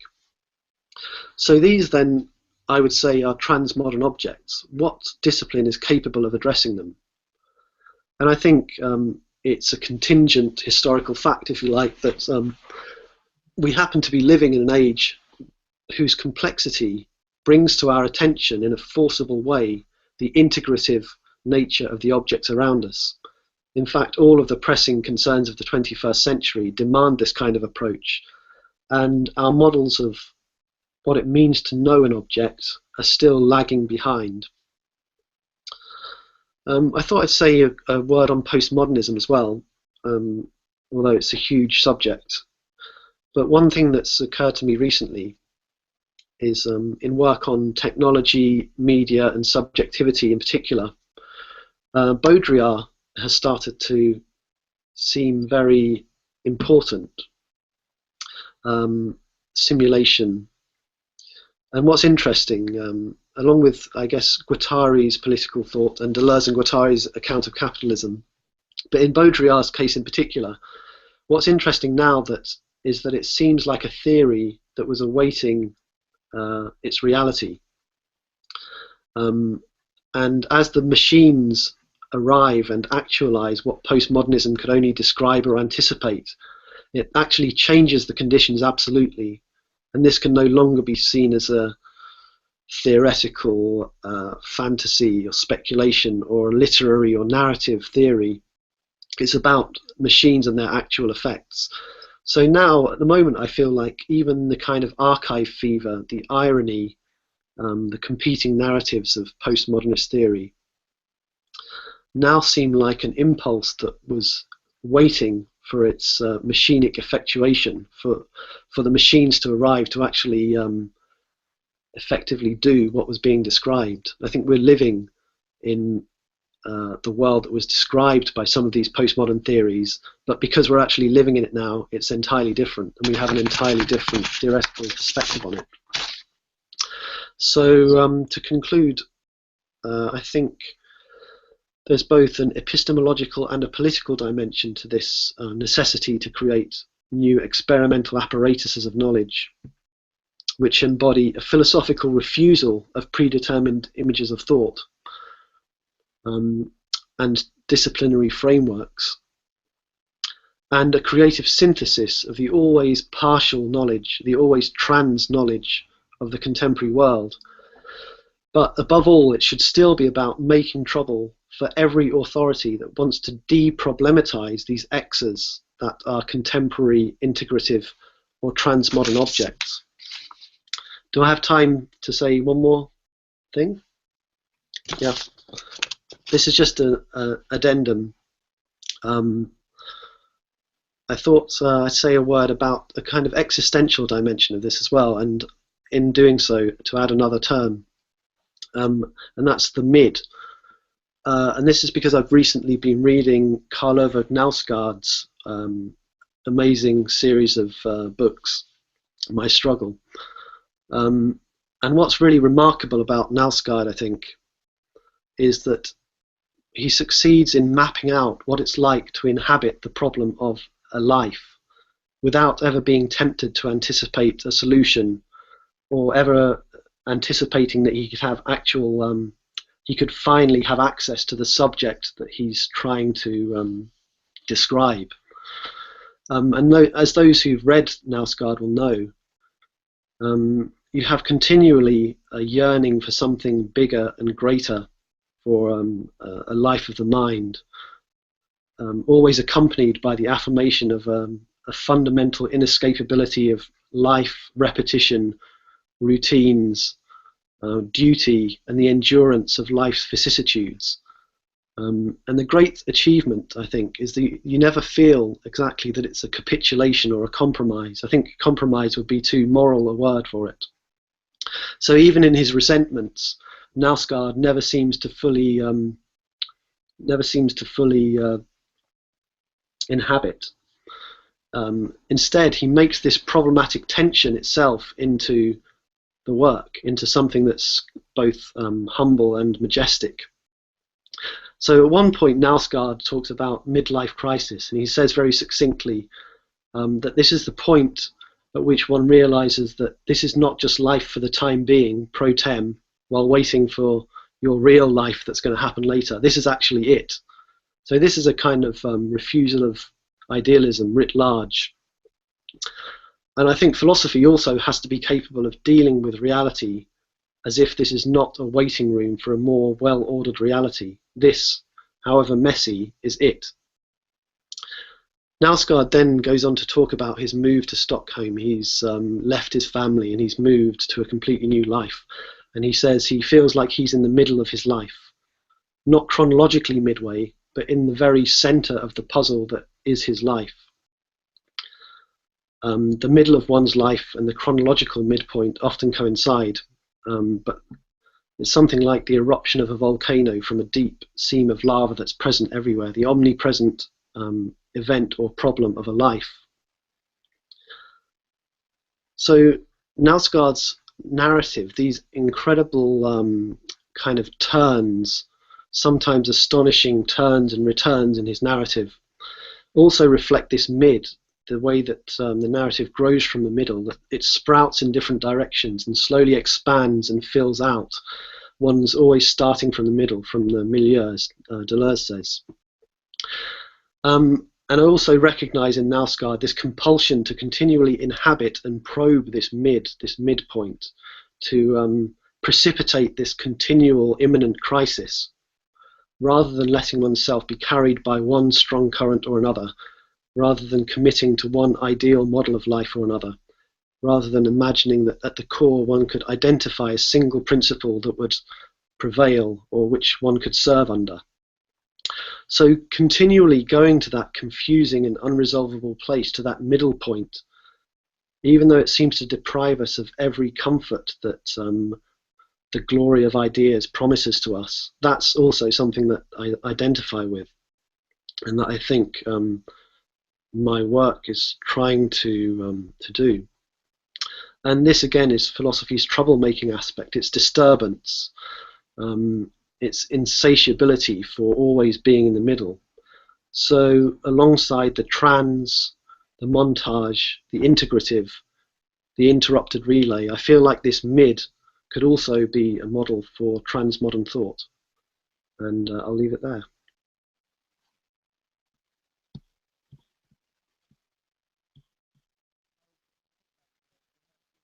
Robin, Okay, so we will be back to you with questions in a moment. As you have seen, these are not at all preconceived talks, and we have, thank you, we have like very different paths which are crossing together in beautiful ways. I think that many of the words that Robin was telling about, he was talking about trouble, contamination, montage, integration, complexity. What better way to introduce our last speaker, Christopher Vitali? Of course, he is a transgressor by himself. He is a person, he is our gracious host. Thanks again here for having us here, Christopher. He has been a person which has gone through a lot of very different perspectives of the world, and he's working on the montage of them in a very systematic way.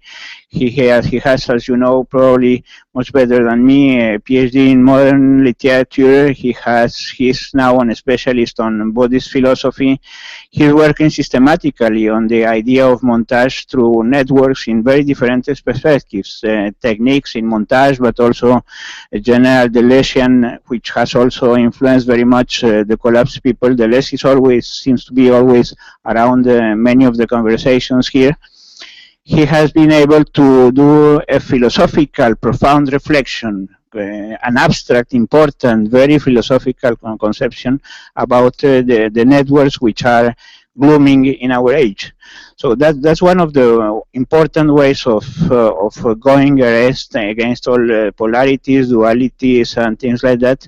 And the very idea of network is fundamental as we see in our concrete world. What is really extraordinary in Christopher Vitali's work is that he has done a very abstract and very careful, analytical and synthetical, at the same time, reflection on networks, being at the same time able to work very precisely in literature, very precisely in Oriental philosophy.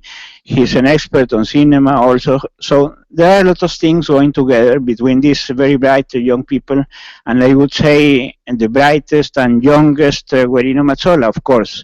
He's our youngest mind here. Is very strange.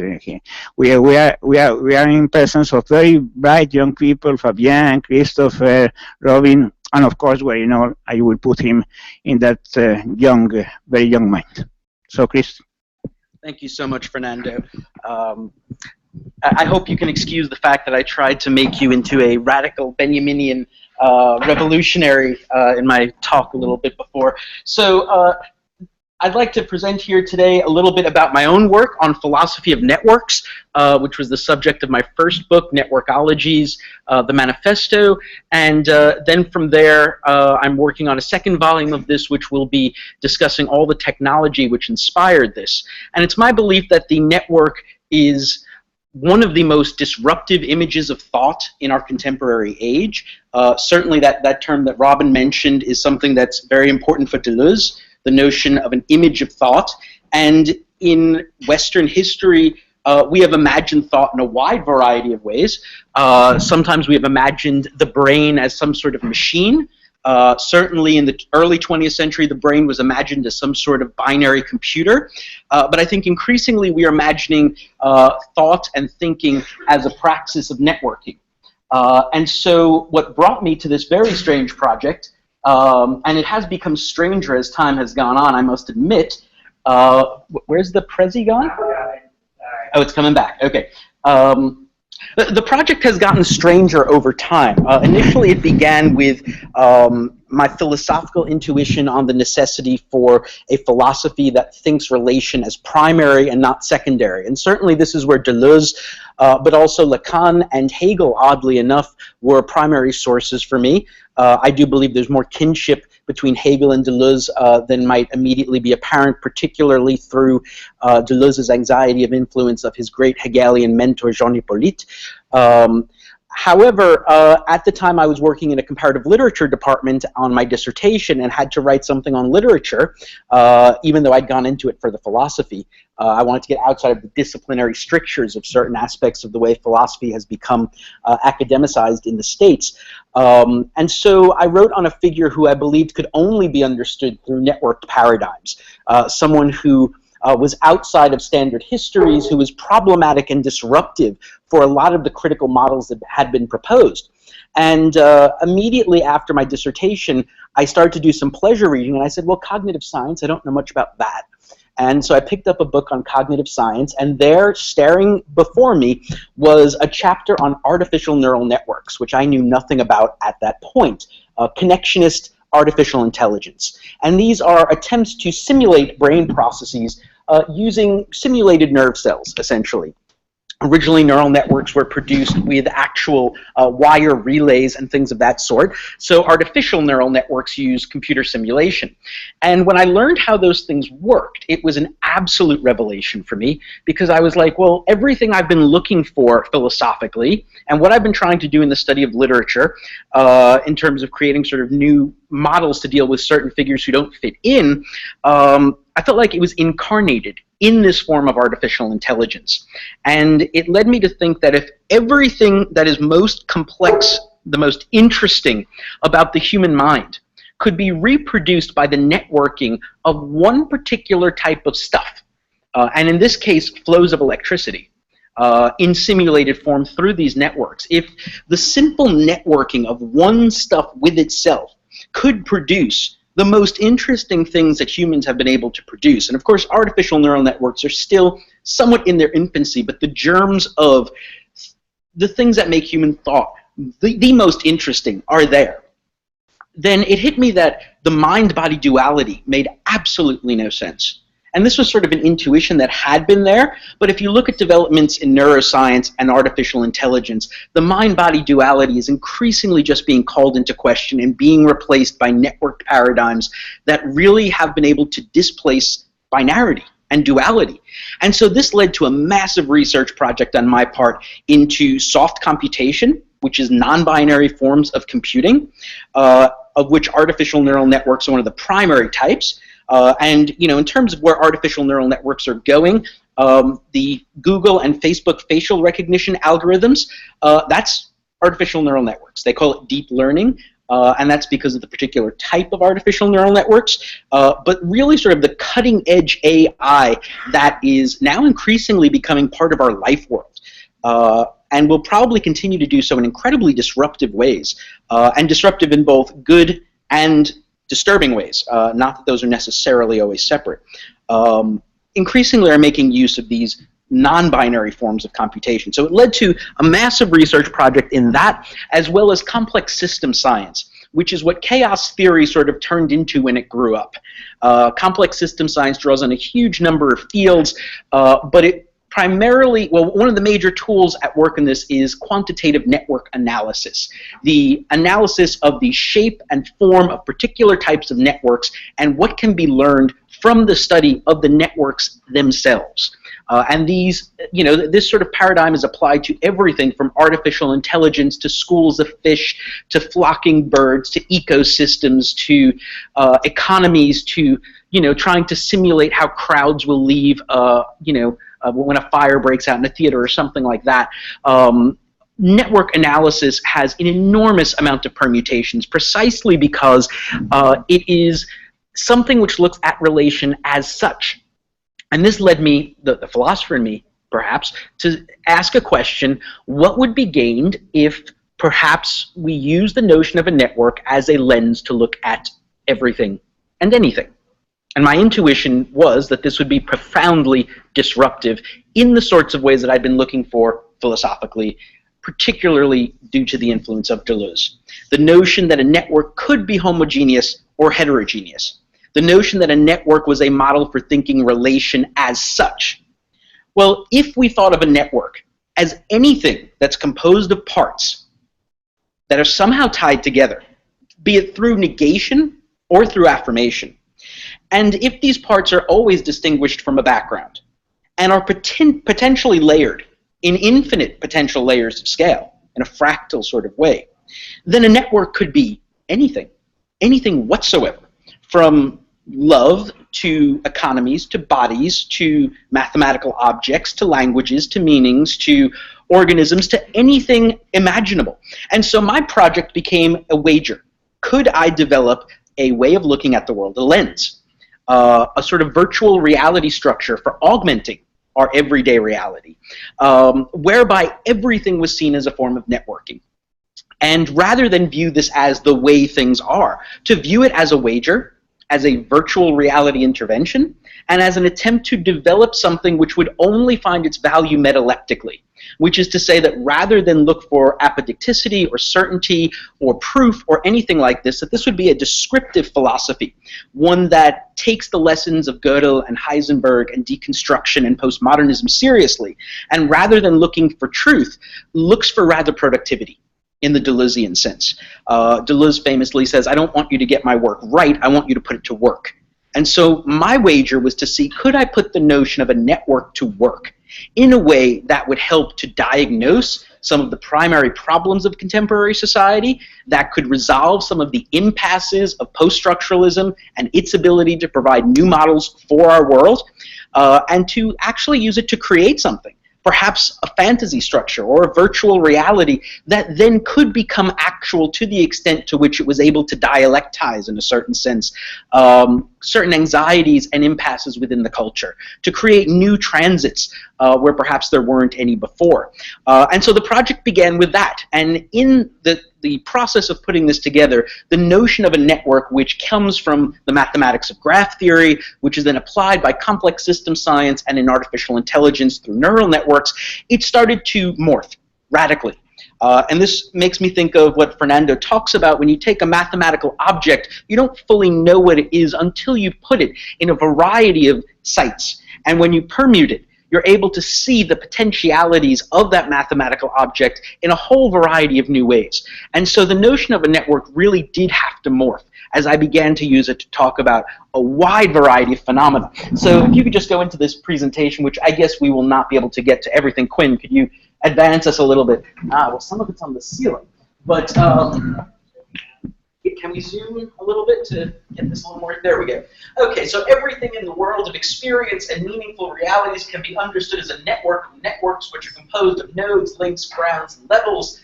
I went through a lot of this stuff: descriptive philosophy, virtual reality lenses, where it comes from. Okay, next one if you could. Next slide. Yeah, thank you. Okay, yeah, we need to zoom again a little bit. Yes, so basic definition of a network: anything that appears to be a static entity is actually an entity in process, which actually conceals networks that are just sort of frozen in place. There are certain principles for a networkological worldview. For the notion of the node, there's a principle of immanence, that everything that we've ever experienced is made of one fundamental yet self-differing stuff. This is drawn from Spinoza and Deleuze, that sort of thing. Links represent the principle of relation, that everything is ultimately related to everything else, even through its negation, which is a sort of disjunctive synthesis in Deleuze. The notion of the ground, which is the principle of refraction, that multiplicity is fundamentally part of the stuff of the world, and that through refraction, which is to say differentiation and re-networking, is how the emergence of complexity comes about. And then the principle of the level, which describes the way in which networks sort of speciate through the leveling within each other and the unfolding and folding of potentials. This is then layered onto a set of lenses, each corresponding to each of these four levels again, and I do everything tetrads because I find triads a little bit too perfect.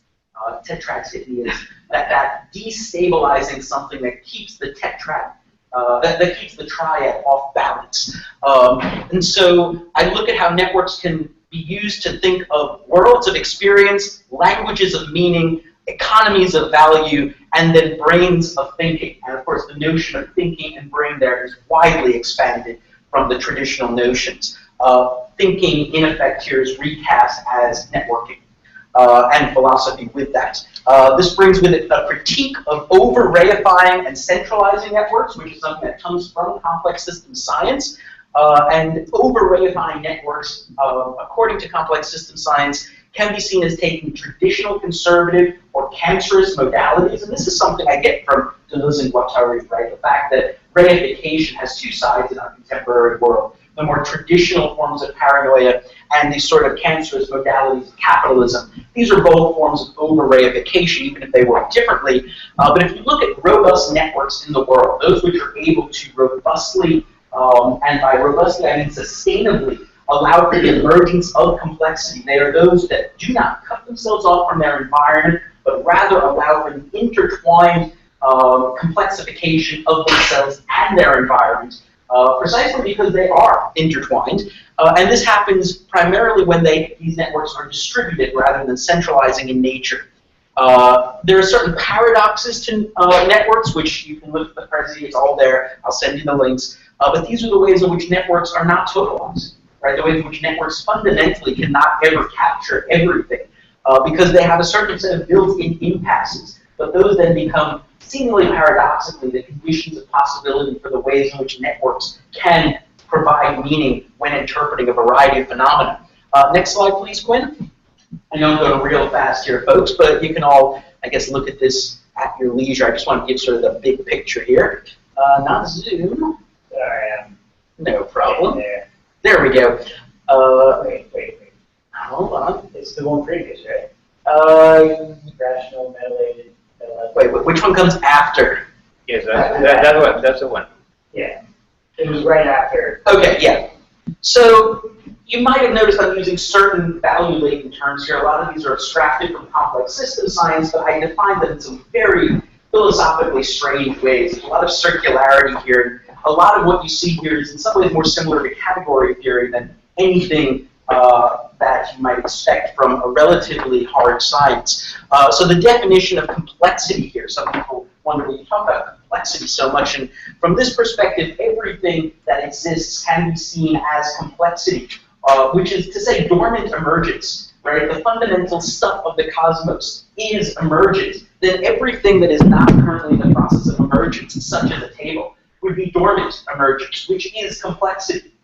Complexity is the raw material out of which emergence is able to happen, and this happens through the differentiation and then the coming into sync of these differences to allow for new emergences. And when this becomes sustainable, you have robustness.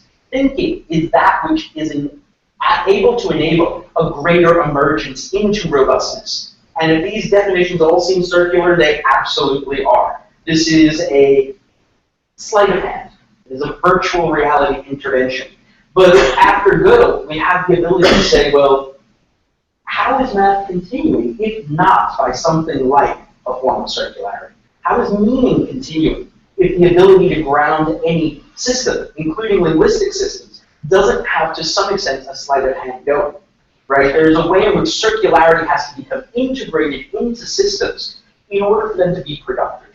And that's part of the wager of this project, that rather than take the things that traditional rigid forms of meaning want to exclude, it will rather work to bring them into the system in productive ways.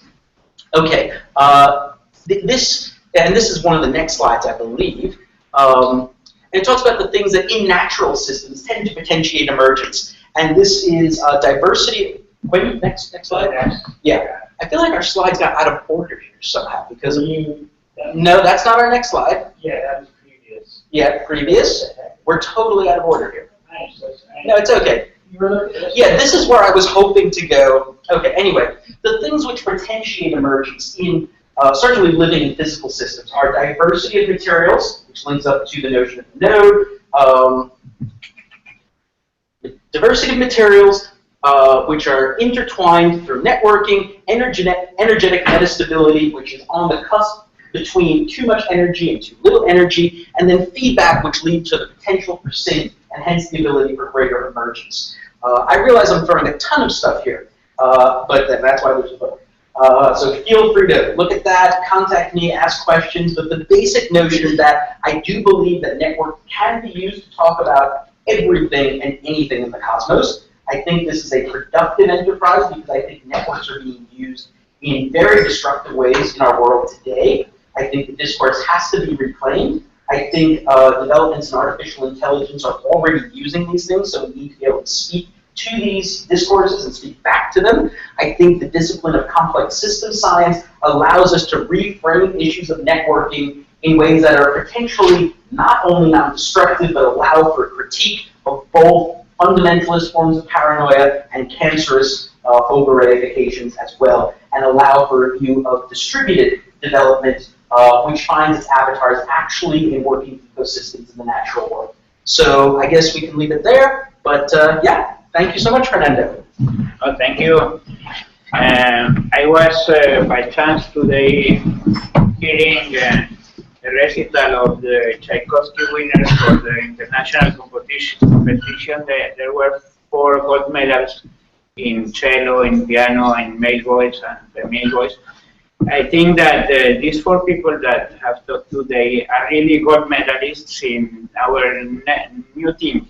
I think it's time to give an applause to them.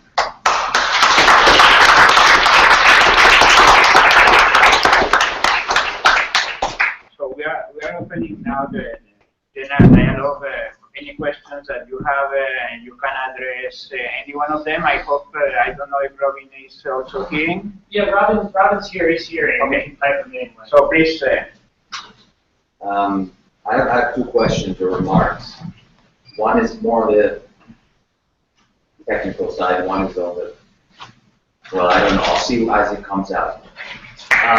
So one is, I feel, and this is what I've been pressing Fernando on during the entire time, and it's still not clear to me. As far as Grothendieck is concerned, and I know this goes beyond Grothendieck, there needs to be a problem. There needs to be a concrete problem. These methods did not just, he did not invent these methods because he was interested in correlations or metaphors or relations.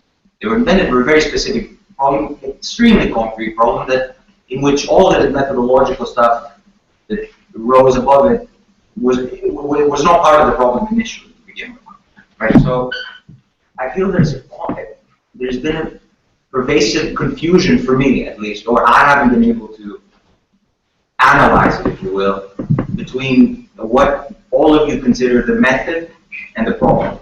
Maybe you don't believe that there should be a separation, but I don't think that's a satisfactory response, especially if you want to take Grothendieck to be the model of reason. So, Fabiano, I heard that you said something that you said, you know, we're interested in using Grothendieck's metaphor, the nut and the water, right?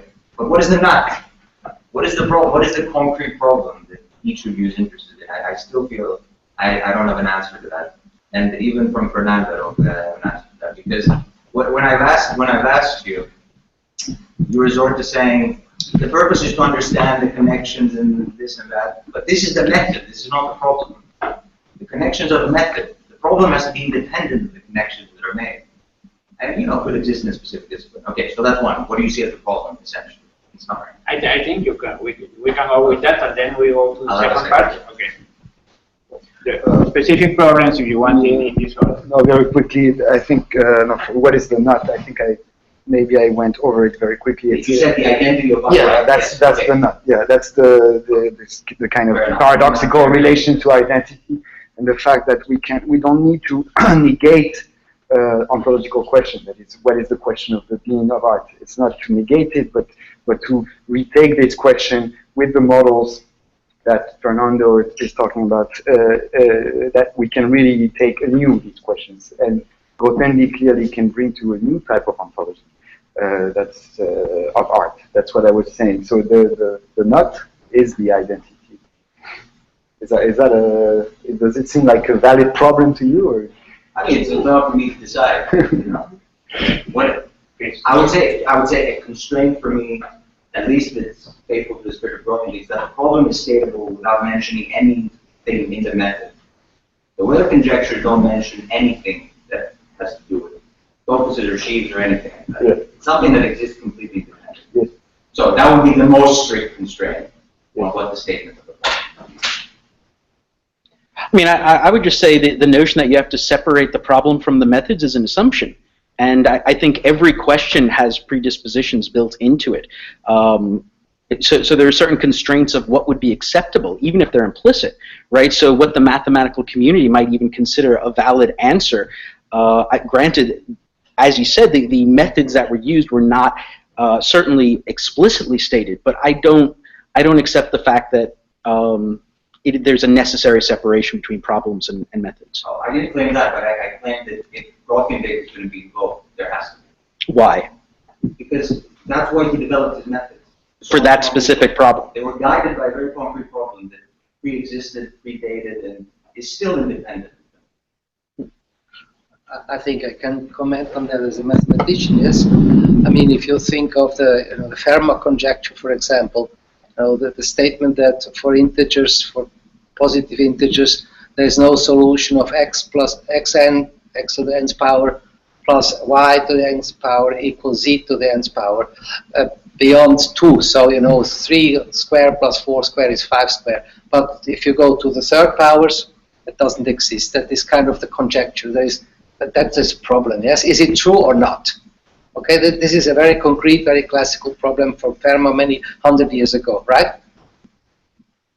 Agreed. This is a typical problem which has nothing to do with methods. And now Grothendieck's approach, and I think a consequence of his approach was that Weil then found the solution, yes? But I think the consequence is not that you try to make kind of a strange calculation to prove this, but to think about, well, what is the problem here which is hidden behind this question, yes? And the problem is that, I mean, that's the reason why I make mathematics, that because it's a model of the fact that we don't know what we are doing, yes? We simply don't know what we're doing. And I can tell everybody, you know what is a prime number. You know what is an even number, 2, 4, 6, yes? And there was a strange guy called Goldbach who conjectured that every, even number can be written in one or another way as a sum of 2 prime numbers. Like 10 is equal, 3 plus 7, but also 5 plus 5, or 14 is 7 plus 7, or 11 plus 3, so something like that. And he conjectures something using very simple concepts, which everybody thinks, well, I have understood this. These stupid small things, even, if you axiomatize the natural number, it means it's so simple, yes? Okay, and we don't know the answer yet, right? It's it's for me, it's a catastrophic situation. I think I know everything. I know these 2, 3 concepts, yes? Everybody's understood, okay, no problem. I ask you a question about these 2 stupid concepts, and you don't know the answer. For 300 years already, the Goldbach conjecture is not solved. Nobody knows whether there is a counterexample or not. So that's then the big problem behind the concrete one is, oh, we don't know what we're doing. Okay, so let's develop methods which kind of, display all those structures which we are interested in a way such that we understand better what we're doing, yes? So that was Grothendieck's approach, and I think he changed mathematics completely in the sense that he set up a conceptual mathematics. His interest was in inventing or, finding out concepts, conceptual architectures, which then eventually help solve the problem.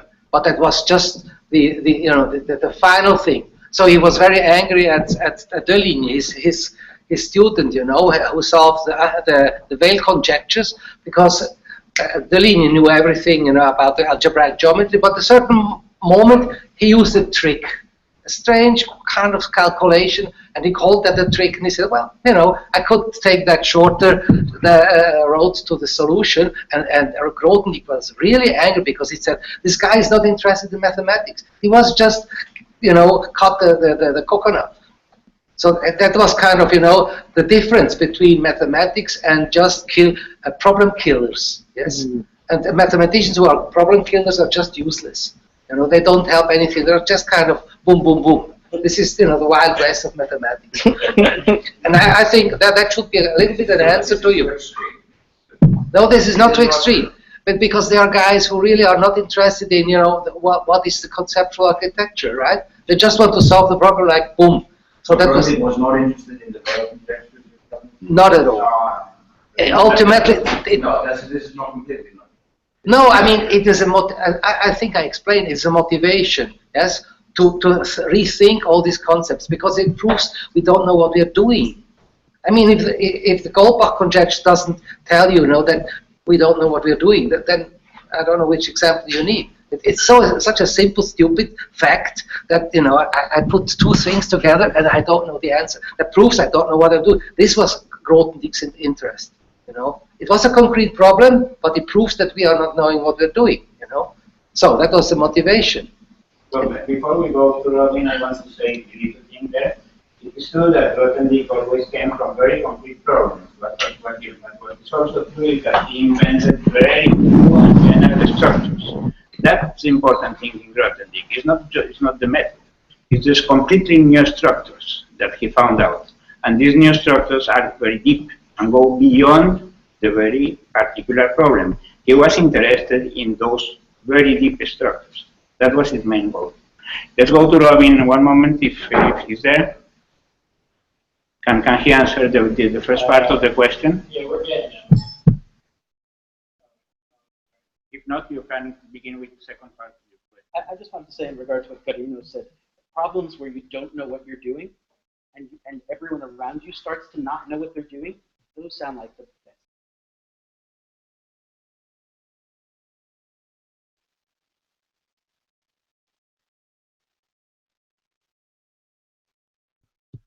Hi.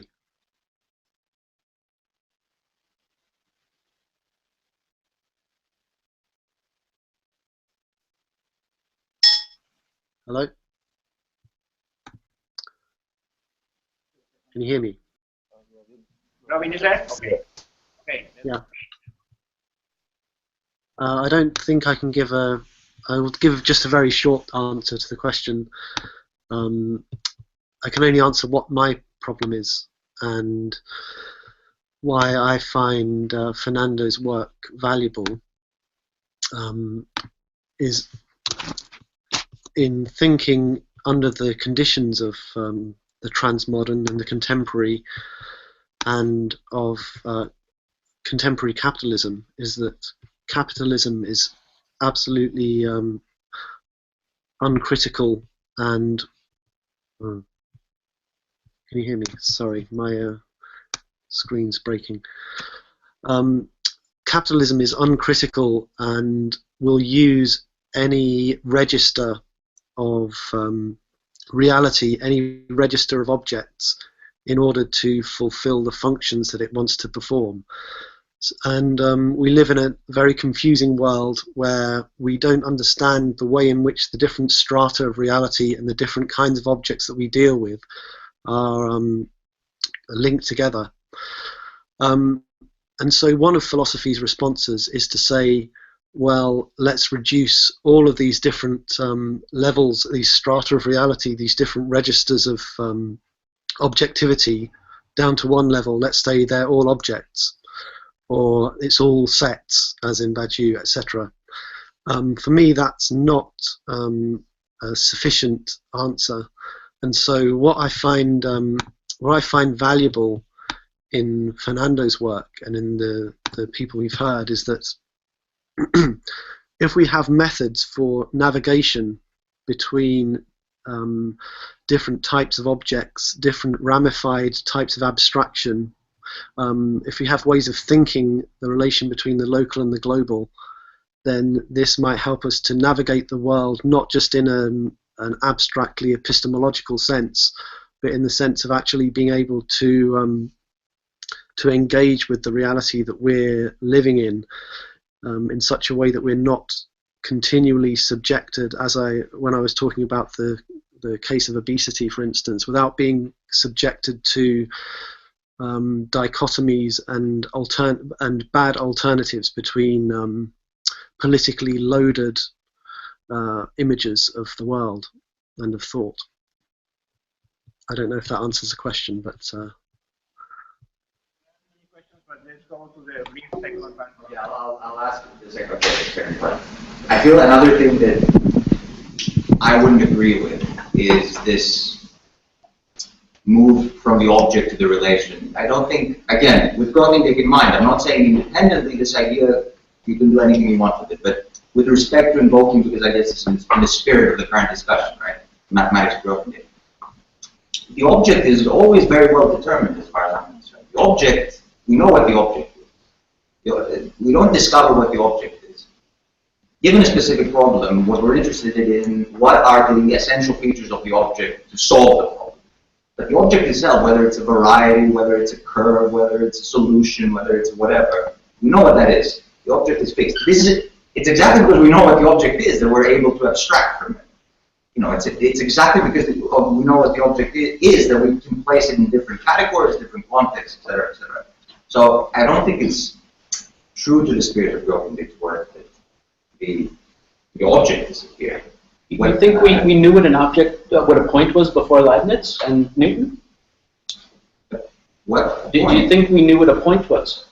I mean, no, but that doesn't mean that. I mean, what does it mean? So the object is okay. So if object is knowledge of object, yes, okay, but that decides the question in advance. Well, I guess I'm just asking: did Newton and Leibniz recreate the point? Did they add something to the point that was not previously there, or did they discover something? No, but that's not what I'm saying. What I'm saying is, what gets abstracted is not no object or object, knowledge of object or whatever. What gets abstracted is the features of, well, I'm calling it the object, call it whatever you want, that we're interested in to solve a specific problem.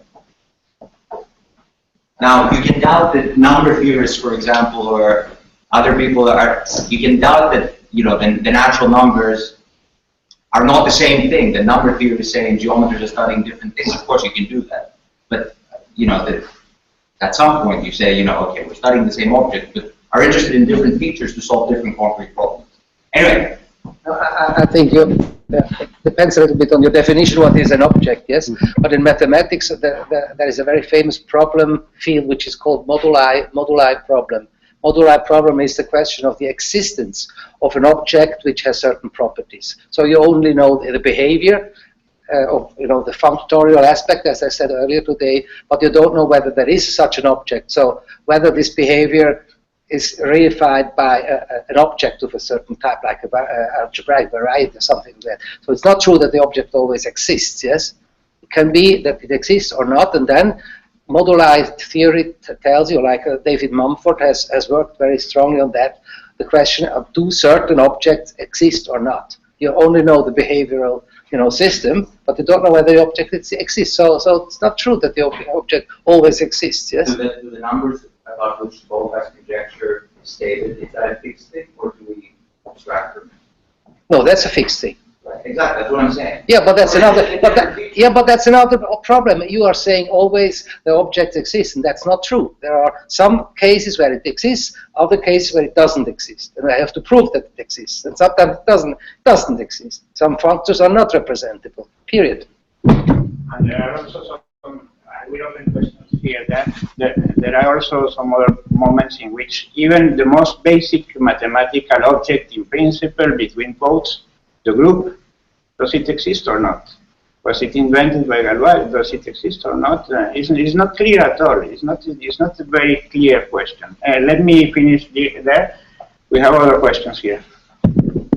Okay, so my question sort of relates to your first question, but I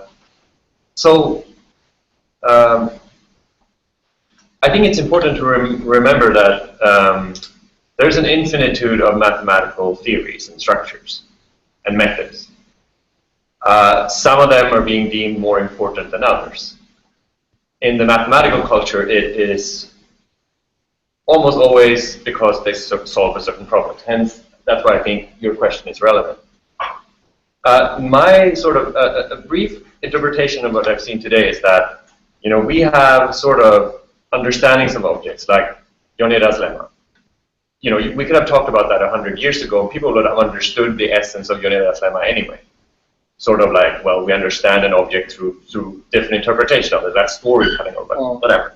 But what I see here is funny, and I share the same fascination of this, is that, well, the category theory, the tool that was developed in an essence to solve the wild conjectures, they got verified as valuable methods because of this particular problem. So now we take them and we apply them all over the place. But by doing so, we're also explicitly getting rid of all the other methods, which in different mathematical universe, through model theory, whatever, you can prove that they are relevant. But we made a choice, and the choice was, oh, it solved this particular mathematical problem. So what I'm reading between the lines here, and I'm certainly guilty of it too, is sort of like a mathematical Platonism. That like, well, these mathematical objects, the problems, they are real, So we're going to work with the shadows there. So I guess my question to this is like, are you agreeing to that? Do you see that jump? And if so, do you agree with it or not? I don't know. No way. Yeah, I mean, because I was living in Paris when all these solutions came up in '74. I was there when Deleuze had, and so I saw this kind of the big triumph of this categorical approach of Grothendieck. Yes, but I remember then when I later worked with Peter Gabriel, who was written, he's worked on algebraic groups. He said, now it's finished with this abstract nonsense. Now we go back to the classical methods, to short papers, short theorems, and a lot of numbers and really calculations. Everybody was happy that they got rid of this abstract nonsense. So then the fashion was out, and then they changed. But I think that is also fashionable, something is fashionable, and you forget it and you take it back. I think this is kind of the normal dynamics of humans. So you're right, I mean, it's not kind of an eternal truth. It's kind of, sometimes it's fashionable to write papers with abstract nonsense, and I have also written certain papers, and then later I got changed and so on. I mean, you're absolutely right. Yes, but this is not something which is against the scientific value. It's more kind of who does it and what is fashionable and who is your advisor, things like that. But I would also complement that, saying that at the beginning, category theory was invented by Americans, and Grothendieck was well beyond that. He didn't appear until 15 years later. And they invented it for solving things which are completely different from the Weil conjectures, problems in algebraic topology, on which Guino has worked a lot, very technical things to apply to music. So it's not clear that Grothendieck comes from the Weil conjectures. I think it's horrible to say that. He comes, in fact, from functional analysis, which is his PhD thesis, and he had works which were completely far away from geometry or algebra or number theory at the beginning. He was working in other worlds, which are also very concrete, but not to put Grothendieck as the person who invents a great machinery to solve the Weil conjectures is completely crazy. It's one of the important parts of his work, but he was really, really interested from the very beginning in going beyond the artificial topology constructions. That was his very real problem from the very beginning, when he was reinventing the Lebesgue integral, when he was doing his studies at Montpellier. He was interested in smooth objects. That has been always his main dream force, to invent smooth things beyond the artificiality. And what he discovered is that to invent smooth things beyond artificiality, he had to go to very abstract levels. Yeah, and in those very abstract levels, he got that non-separation and that smoothness. That's a profound mathematical, but also methodological problem. At the same time, you cannot separate there, for example. And there were other questions there after that. Before you, afterwards. Before. Okay. This is, I think, a way to expand Demetrius's question. Because I think what's important about the question of the challenge of a problem is not so much this distinction between a form and a method, but the problem of verification or of efficacy. Which is to say, how do you know that something works? There has to be, or there doesn't have to be, but it's often useful to have a criterion for distinguishing better from worse methods. A criterion, for example, of productivity. And I think that what Fernando just said is comparable to what you were saying, Demetrius, in the sense that you're saying that, or perhaps Grothendieck wants to sort of solve the wild conjecture. What he's saying is that Grothendieck instead intuited an inadequacy of a vocabulary or a language, and you try to expand that. So it's much more, it's a general problem rather than trying to, and then the conjecture kind of becomes the point of traction. So many of you have said, like you mentioned this, Chris, that you have sensed an inadequacy of vocabulary, that we aren't able to describe the objects that we're surrounded by. So I guess my question is, what is that sensation of inadequacy like? How do we Or when did we notice that? How does one notice that? And also, how does one know when they have more adequate objects or more adequate vocabulary or language to describe that? Since obviously, I think all of you would be probably in part a sense of the idea that as you develop these new languages, you're also reformulating the problems, or the problems are you have these moving targets. And so this traditional process of this kind of binary process or discrete process of you have the problem, you work on it, you check, you work again, you check, maybe isn't the right model. So what are alternate softer forms of verification or efficacy look like? An adequacy problem for artists. No, it's very difficult to answer because. It's also a problem of static judgment. Yeah, no, I think I don't know how it works in English, but in French we can play with words. Say between la preuve, the proof, and l'épreuve, and to experiment something. So between preuve and épreuve, I think art is about the second one. It's not about to prove. I mean, to prove anything. There's nothing to prove but to improve. No, not to improve, to experiment. So it's really difficult because my approach of mathematics is clearly not on the proof side of things. You know, it's really about what kind of space of possibilities the inventiveness of mathematics opens. That's what I'm interested in.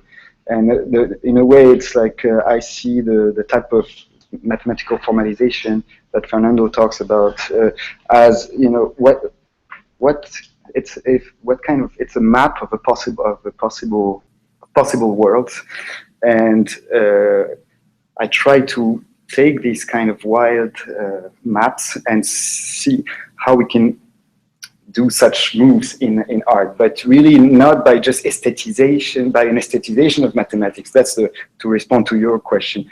The risk, the higher risk for me is this kind of very naive relation between mathematics and art. Often is this idea, you know, it's the worst is the mathematization of art, I think, and the aesthetization or the artification of mathematics. That's really the horrible thing. I think it's really we need to sort of see, like, to both see them as types of simulation of possibilities, and in their very different languages or different practice, but actually very they're put on the same ontological plane. But I don't know if that's an answer for you, but it's clearly my interest with mathematics. Yeah, I mean, one thing that Fernando talks about is that mathematics is neither purely something which is created nor discovered for him. And I think, you know, from a Peircean perspective on what it means to solve problems, I think a Peircean approach would be that whatever interpretation allows you to make a move, which can be later interpreted as productive, in whatever sort of value parameters you're using to adjudicate that, then is a good move. And from a pragmatic standpoint, the only way you can adjudicate an interpretation is then with another interpretation, right? So you say, well, okay, I've come up with a solution to this problem, and I think this is a good one because look at what it's able to do. And for me, I see this when teaching film quite often, actually, which might seem like a very strange leap, but very often I'll be teaching film to students and they'll be like, well, this is just bizarre. And then I'll take out Lacanian psychoanalysis out of the tool bag and all the pieces of the film cohere. And then they say, oh, well, you've interpreted the film. I'm like, well, that's not necessarily the case. The film could be about a whole slew of things. This particular modality makes so much clear. It's able to make what seems irrational come into sensibility, but there's no way to say in a film that you have the correct or incorrect interpretation. Even if the director comes up to you and says, that's not what I meant at all, well, your unconscious meant it, at least from a Lacanian perspective, right? And so I think a model becomes useful, especially when you're not dealing with the question of proof or disproof, but rather with the creation of new languages, creation of new objects. Does the perspective that answer provide open up either new questions, or does it somehow allow for an integration of what could not be integrated otherwise? And so I think it's a question of productivity, which for Peirce would always be the next interpretant, right? You always have to shift to, well, if you're going to interpret and evaluate an interpretation, that's yet another step. And so I think it does defer the question onto context ultimately. If I can say something before you continue and before the other questions, creativity was for Grothendieck the main point. He was very, very proud to have been the unique person in the history of all mathematics to have given 1,000 different definitions. That's something incredible. If one gives one definition in his life, one can be rather happy. He invented and created 1,000 different definitions in mathematics. That's completely crazy. It shows a creativity completely unbounded. He was a creative person as there has been one. Very nice. Robin had to leave. Yeah, he said he's really thankful. He really appreciates it. Yeah, it is 2:30 in the morning for him. Yeah, he has to get up. Thank you very much. So there were other questions. Yeah, I'd like to ask a question that's maybe a little bit unfashionable, but it's the relationship between, in Grothendieck's case, creativity and God, because it's well known that Grothendieck was an intensely spiritual person. You read Reapings and Sowings, and there's all this beautiful language and talk about this primordial force, this energy, and he would say that God speaks in a very low voice, and all we can do is just listen, because he speaks in such a low voice. So my question is that, unfortunately, in our society, a person who listens to voices is categorized as a schizophrenic. And it's perhaps symptomatic of our times that this is the symptom that has been attached to this amazing mathematician. Schizophrenic is someone who hears voices. I could be wrong. I could be wrong. But I just wanted to ask, what is the role of God in perhaps, this, how Grothendieck would have conceptualized it? I believe Dr. Mazzola was saying that, you can think of the Catholic Church as a functor between God. But, I think that begs the question, because there's functors between functors, natural transformations, and functors between natural transformations. And you have this infinite cascade of metaphors until you have these infinite categories. So I was just wanting to see if you could comment on God and mathematics and creativity. I mean, what you can read about Grothendieck, there are several books and all his, I call it his autobiography and all these stories, what you know, and I've been member of this Grothendieck group, Grothendieck circle. So what you know is that he really had psychological problems. Yes, I mean this is completely clear from his history, from the war and the whole Holocaust story and so on. So I mean, he had psychological problems. Yes, that's clear. But it's not clear whether they were going in a very clear direction. I don't think schizophrenia is one possible. He was more highly depressive. Yes, that's one thing. He was highly depressive. Listen to voices. Yeah, but he didn't listen to voices in the pathological sense. He was listening in the spiritual sense, to distinguish. No, I mean, if you believe, it's a question of belief. You believe there is a God who has created all these things, right? And you want to find out, like to listen to music, He wants to listen to the God's music.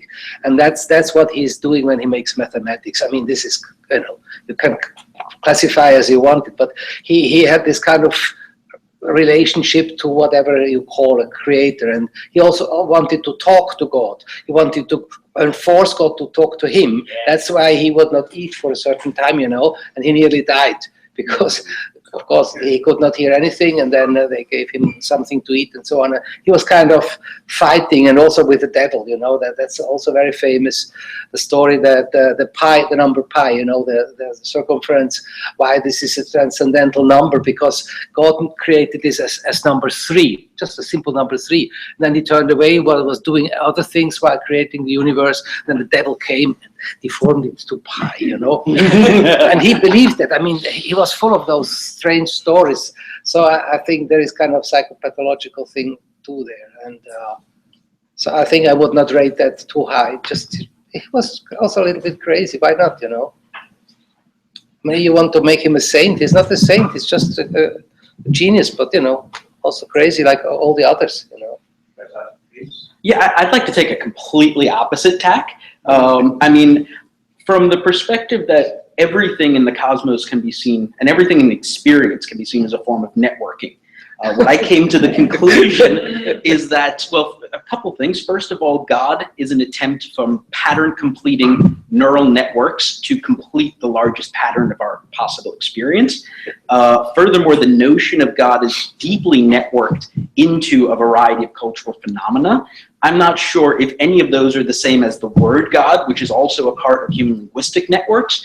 But the conclusion I came to is that if everything is a form of networking, then the fundamental stuff of the cosmos must be fundamentally self-differing in a very Deleuzian and Whiteheadian sense. And the Whiteheadian notion of God is that God is immanent. And so this is where I ended up having to go for an impossibility to distinguish mind and matter, but also for an impossibility to necessarily say that God is not in everything. And so I go for, I'm a theophanic pantheist. I believe everything is God, but God has a zillion faces, but some things are more God than others. And those are the things which are able to robustly potentiate the emergence of what's around them. So like Whitehead, I believe that God is everything, but the things that are more able to allow what Whitehead would call the creative love of the cosmos to emerge, that those things are more God in his fullness.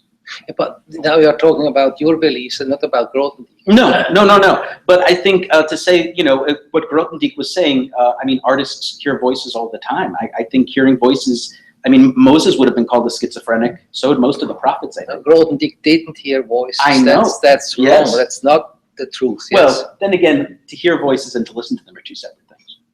What, Quinn? I am so sorry. I just am I'm really excited about this one because the difference between Grothendieck hearing things and a clinical hearing voices, I mean, that's a huge topic, but it's very important to distinguish. And I think the question really is language. And the question is when we're hearing things in the Grothendieck sense, it's below or above language. But since, the clinical idea of hearing voices is a pretty language-oriented thing.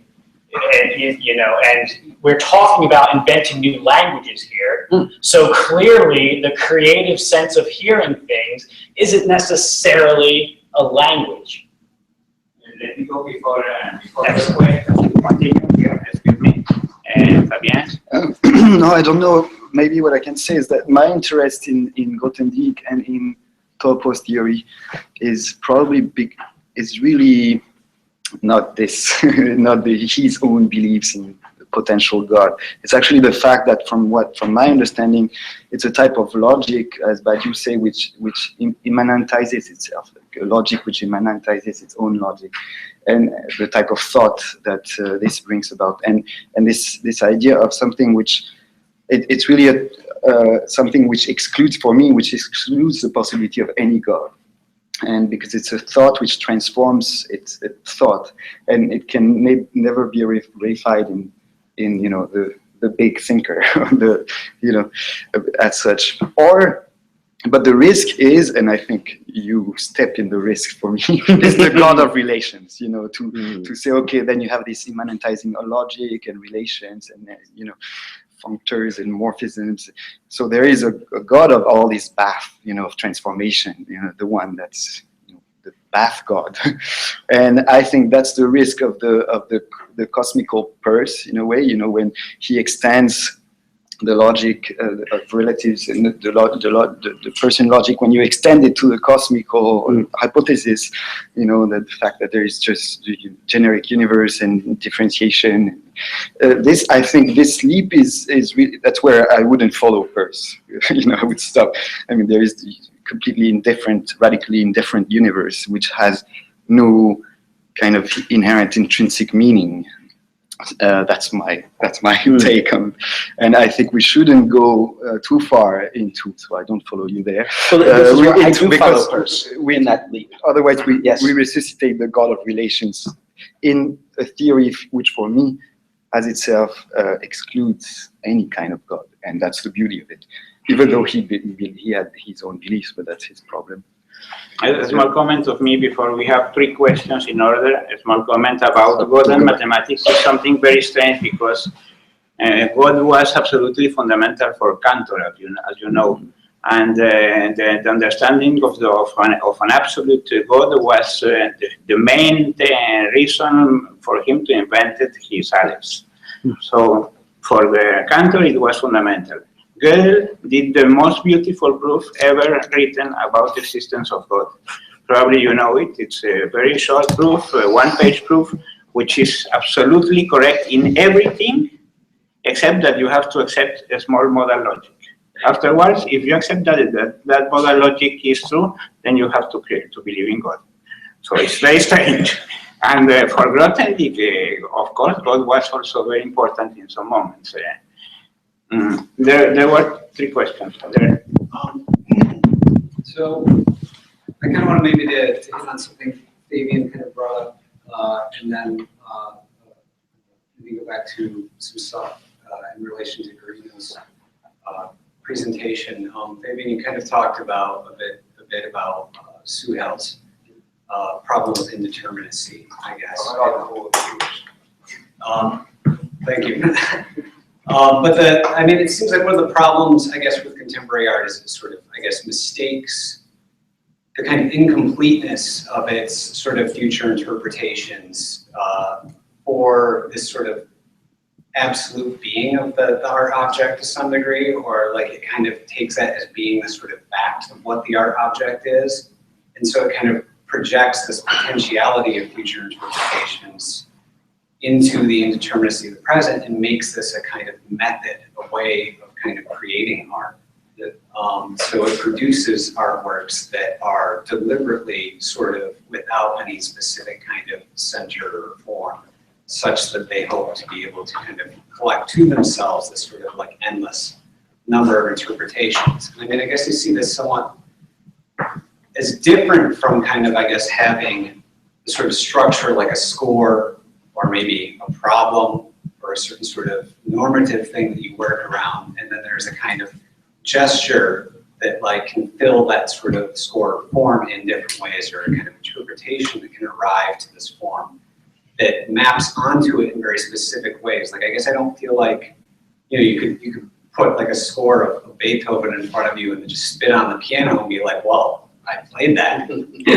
You know, like that's not actually a valid sort of interpretation of what you've been presented with. So I guess I'm wondering, maybe in this issue of problems, like the general problem of art is very hard to deal with, but I guess maybe when dealing with specific sort of objects of art, is there a way to sort of speak about how specific sort of interpretations or gestures or ways of reading them is mappable onto those objects? And it seems like, you know, in terms of the problem issue or something like that, there's a kind of way in which like the solutions or methods arrived at or created for specific, or that arrived to deal with certain problems, they become more generalized beyond that, and that's great.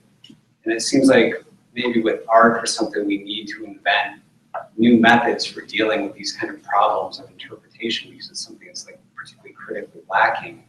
And I guess something that's maybe very interesting is sort of the way that you're discussing gesture and applying mathematics to that. I'm not sure if that's something that could be done to something like the visual arts, because there's something more inherently mathematical about music than there is, I guess, often the visual arts. But I guess, yeah, I don't know where to finish that, but it's kind of an analogy of points. I might address that. I mean, I have a critical relation to the ideology that art is about problem solving. Yes, there are certain, you know, collaborative and creative theories, like by Sawyer, for example, who thinks that improvisation or collective improvisation, like Coltrane and so, is the first half you set up a problem, and in the second half of the music you solve it. To me, this is the most stupid thing I've ever heard, because I'm an artist. I know those guys, what they're doing. Nobody's thinking of solving a problem. And if you take now a Beethoven sonata and you think you have to solve a problem there, then you're perhaps at the School of Music and you have to make, for the teacher something, but that should never be the center of what you're doing, solving problem. And I think this is very much connected with something I've heard today, and I'm getting allergic against that, and that is the fact that everything must have a meaning. This is, to me, this whole semiotic homania, that everything must have a meaning. And if you recall the French approach to gesture theory, it is not about that the gesture is a special sign which conveys certain meaning. This is the Kent and McNeil, the American school, that a gesture is a special sign, yes? And so it has a meaning, it's kind of this also Saussurean structure of a sign. And that's not the approach which is taken by, the diagrammatic thinkers like Alunni and Deleuze and all those guys, and Merleau-Ponty. So I think that this is something I'm very unhappy if you always think everything must have a meaning, yes? Gestures are just, if you dance, why should that have a meaning? This is such a stupid ideology, Just it's pleasure, but the pleasure is not the meaning automatically. So I think this kind of semiotic ideology, to me, is a very critical point. And if you make art always to be meaningful, just forget it. You better become a banker then. Well, I mean, what is unfortunate because of a result of that, like this sort of meaninglessness or indeterminacy, actually banking winds up substituting for the meaning of that object, because there is no other sort of determinate criteria by which to sort of judge these things.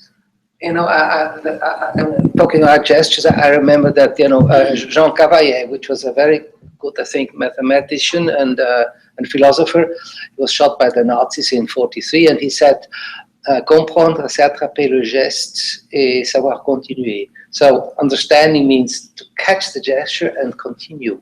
It's not repeating, it's not Mickey Mousing, just taking and keeping, And in free jazz, when we think about the successful performance, it means that we just, give the gesture to each other, and then we create this kind of rotation where we get this, what we call the distributed identity. Yes, I think distributed has been, I think you named it. So you create some kind of, a resonance of the musicians. It's when the music plays you and not you the music. This is also in classical music very important.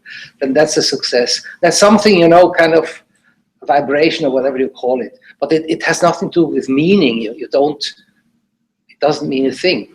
It has swing, but it doesn't mean it. So I think this kind of meaning for me is a critical thing. And there are models for another, as I expose, kind of giving around the gestures.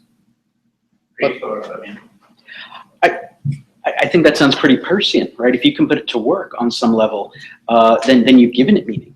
But that meaning is not meaning in a structuralist or Saussurean sense where you say, I've now interpreted the definitive meaning of something. It's rather you've been able to interpret it, and by interpreting it, you give it a spin, and that is what Peirce, I believe, is going at with his notion of the sign as always being in a process, right? He is a process thinker. This brings me back to the notion of God that was brought up before, because when we say God, I mean, part of the reason why I started going off on a slightly different notion of God than perhaps what Grothendieck was going for is that I think ultimately recasting what words can mean in different contexts, reinterpreting them, allows for whole new creative possibilities to emerge. And just like mathematical objects, when you transit them to different locations, they metamorphize. And so I think to just say that Grothendieck was ill does delimit possibly what he was going for, because, I mean, as Foucault has shown, right, that the histories of what exactly is meant by ill, I think, foreclose certain possibilities. I think in different ages, his mysticism or his art might be seen as part of why he was so creative.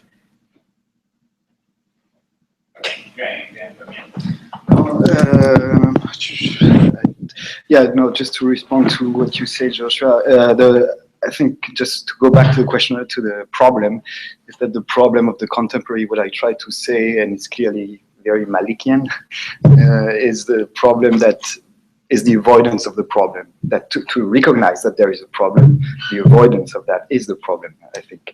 But when I say problem, obviously it's not, I think, once again, it's really a difference of like how we use this term.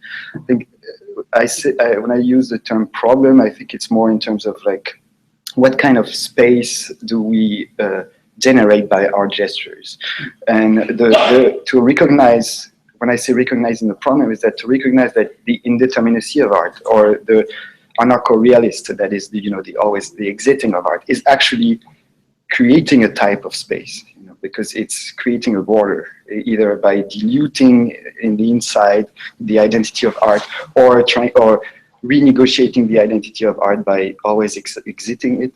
It's creating a type of space, and we need to recognize the type of space that it is doing, and how it's also very complicit and very in tune with the type of politics and economy that we have today, and how then its complicity, we need to recognize its topology to see how the complicity works. And once you've recognized this topology, which is a topology done by gestures, critical, even transgressive gestures are always topologizing. They're creating a type of border, an outside and an inside. They're generating a space. You need to do that. Otherwise, you're just comforting a state of being. And you need to do that in order to be able to transform and to operate transformations on this space. That's okay. Well, we have at least 3 other questions going on. Yeah, two sort of related questions. One relating to what Vitali said earlier about networks. I'm wondering if it has to do with the collective unconscious in you, where just existing in a network is inevitable by the sheer structure of the collective unconscious or psyche, and something related to archetypes, and the very signifier of gestures, which is the transmitting of this psychical energy, which is underneath, it's the signified. So when we speak of schizophrenia, I mean, there are people who may hear multiple voices that don't exactly correspond to reality, but there's something called, I think actually telepathy has been scientifically, its existence has been proven.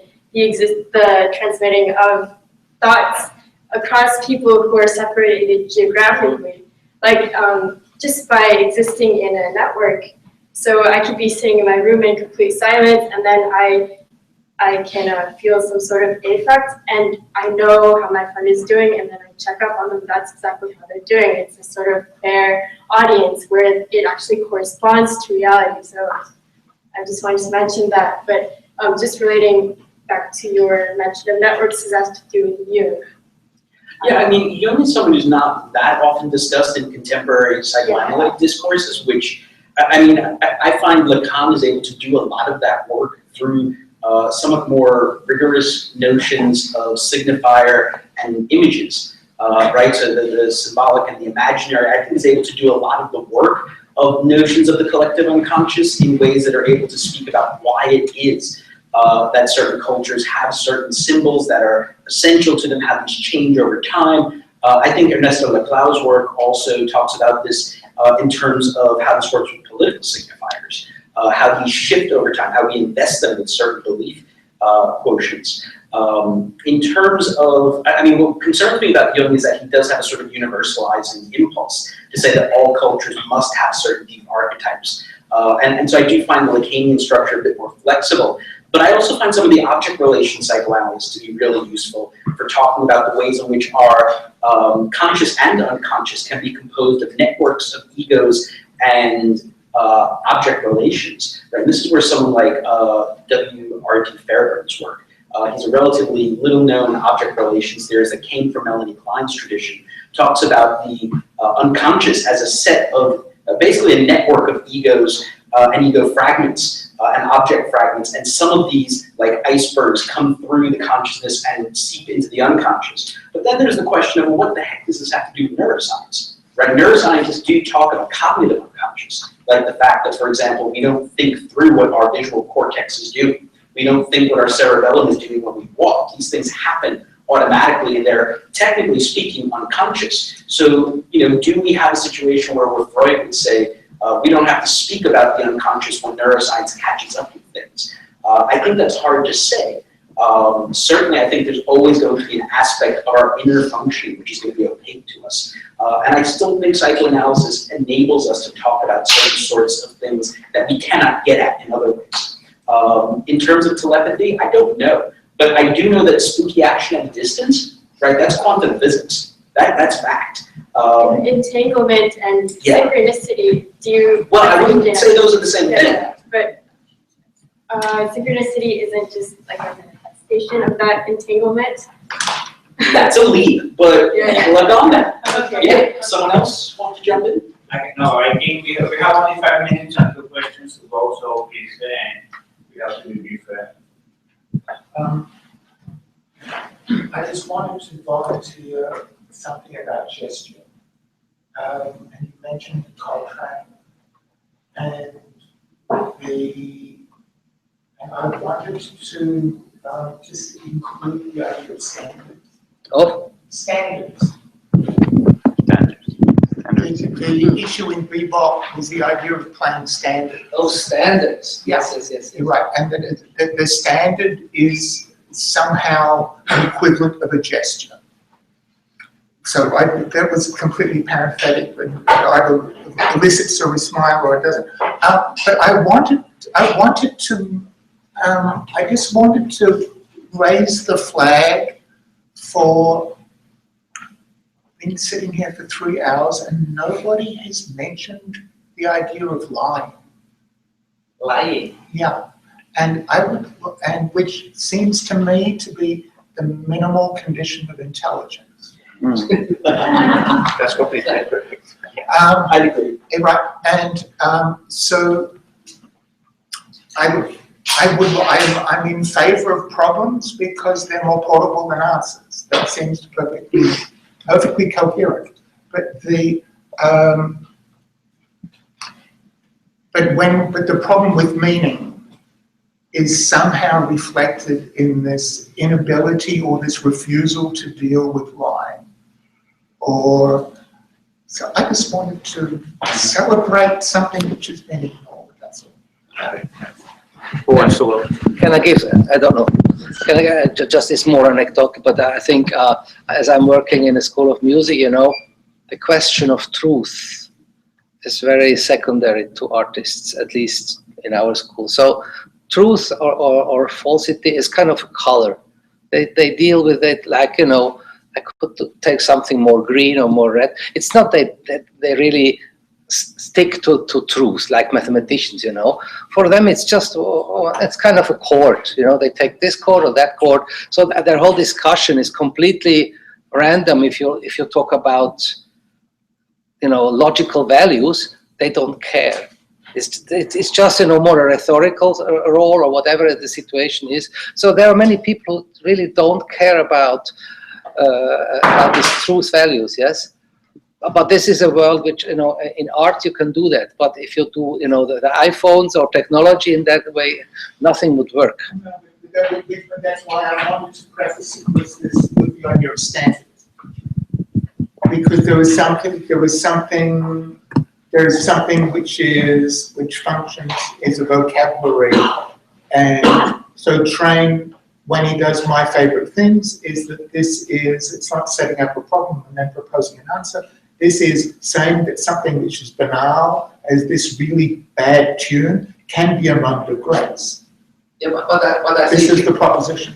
No, but I think what he does is just he flies away using this song, and he creates an infinity of variants and deformations, and I think it's not that you could give him whatever, It's just an excuse to. It's really cool in that I'm concerned by your need to rehabilitate art. And we make the fine distinction between aesthetics, and we say that aesthetics is a no-go, and we know that aesthetics is a no-go because the Greeks define aesthetics as that which is outside of ethics, and why the fuck would we want to be interested in anything which is outside of ethics?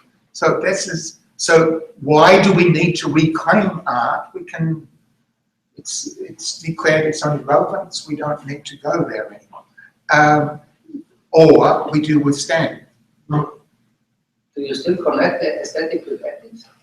Aesthetics is outside of ethics. Outside of ethics? Yes. Why should it have any relation to it? I think this is No, look, that's what the word means. Yeah, but this is a historical thing, like well, you know. Yeah, but a word is not accidental. Sorry. Okay. I don't know if Fabiano was. No, it's actually just extending your question. I think the minimal condition of intelligence is not necessarily lying, which is kind of it's cleverness, lying. But negation is the condition of intelligence, I think, of human intelligence. The possibility to say no. It's and my child just says say no. Exactly. Because he's stepping in the game of reason. No, but in the game is that agreement declares murder, because agreement requires that somebody is no longer relevant or required for the purpose. Right? So agreement is a form of censorship. In that sense, negation is moody or something. But it fails. Can I finish what I have a policeman down at the corner who refuses to give me permission. Well, that's not what negation is. In his case, no, that's just applying, that's affirmation of the law. It's not negation. But no, because I was just going to ask a question about, because I never really understood and how you're, when you talk about networks and the all presence of networks, and in a way you essentialize networks, I feel. What happens to this idea of negation, or even lower, what happens to discontinuities? Are they just mere emergence, like emergence? Is there something like a difference in kind in networks, or are there just differences in degrees of different connexities? And that's really something that I've never, with at least, which I'm very critical of in the kind of Latourian take on networks, is that there's no possibility for emancipation of a state of affairs, you know, like, because you have extension or recomposition of the knots, but through discontinuity, that is change in topologies, change in connexity, seems to be impossible in at least in the Latourian take on networks.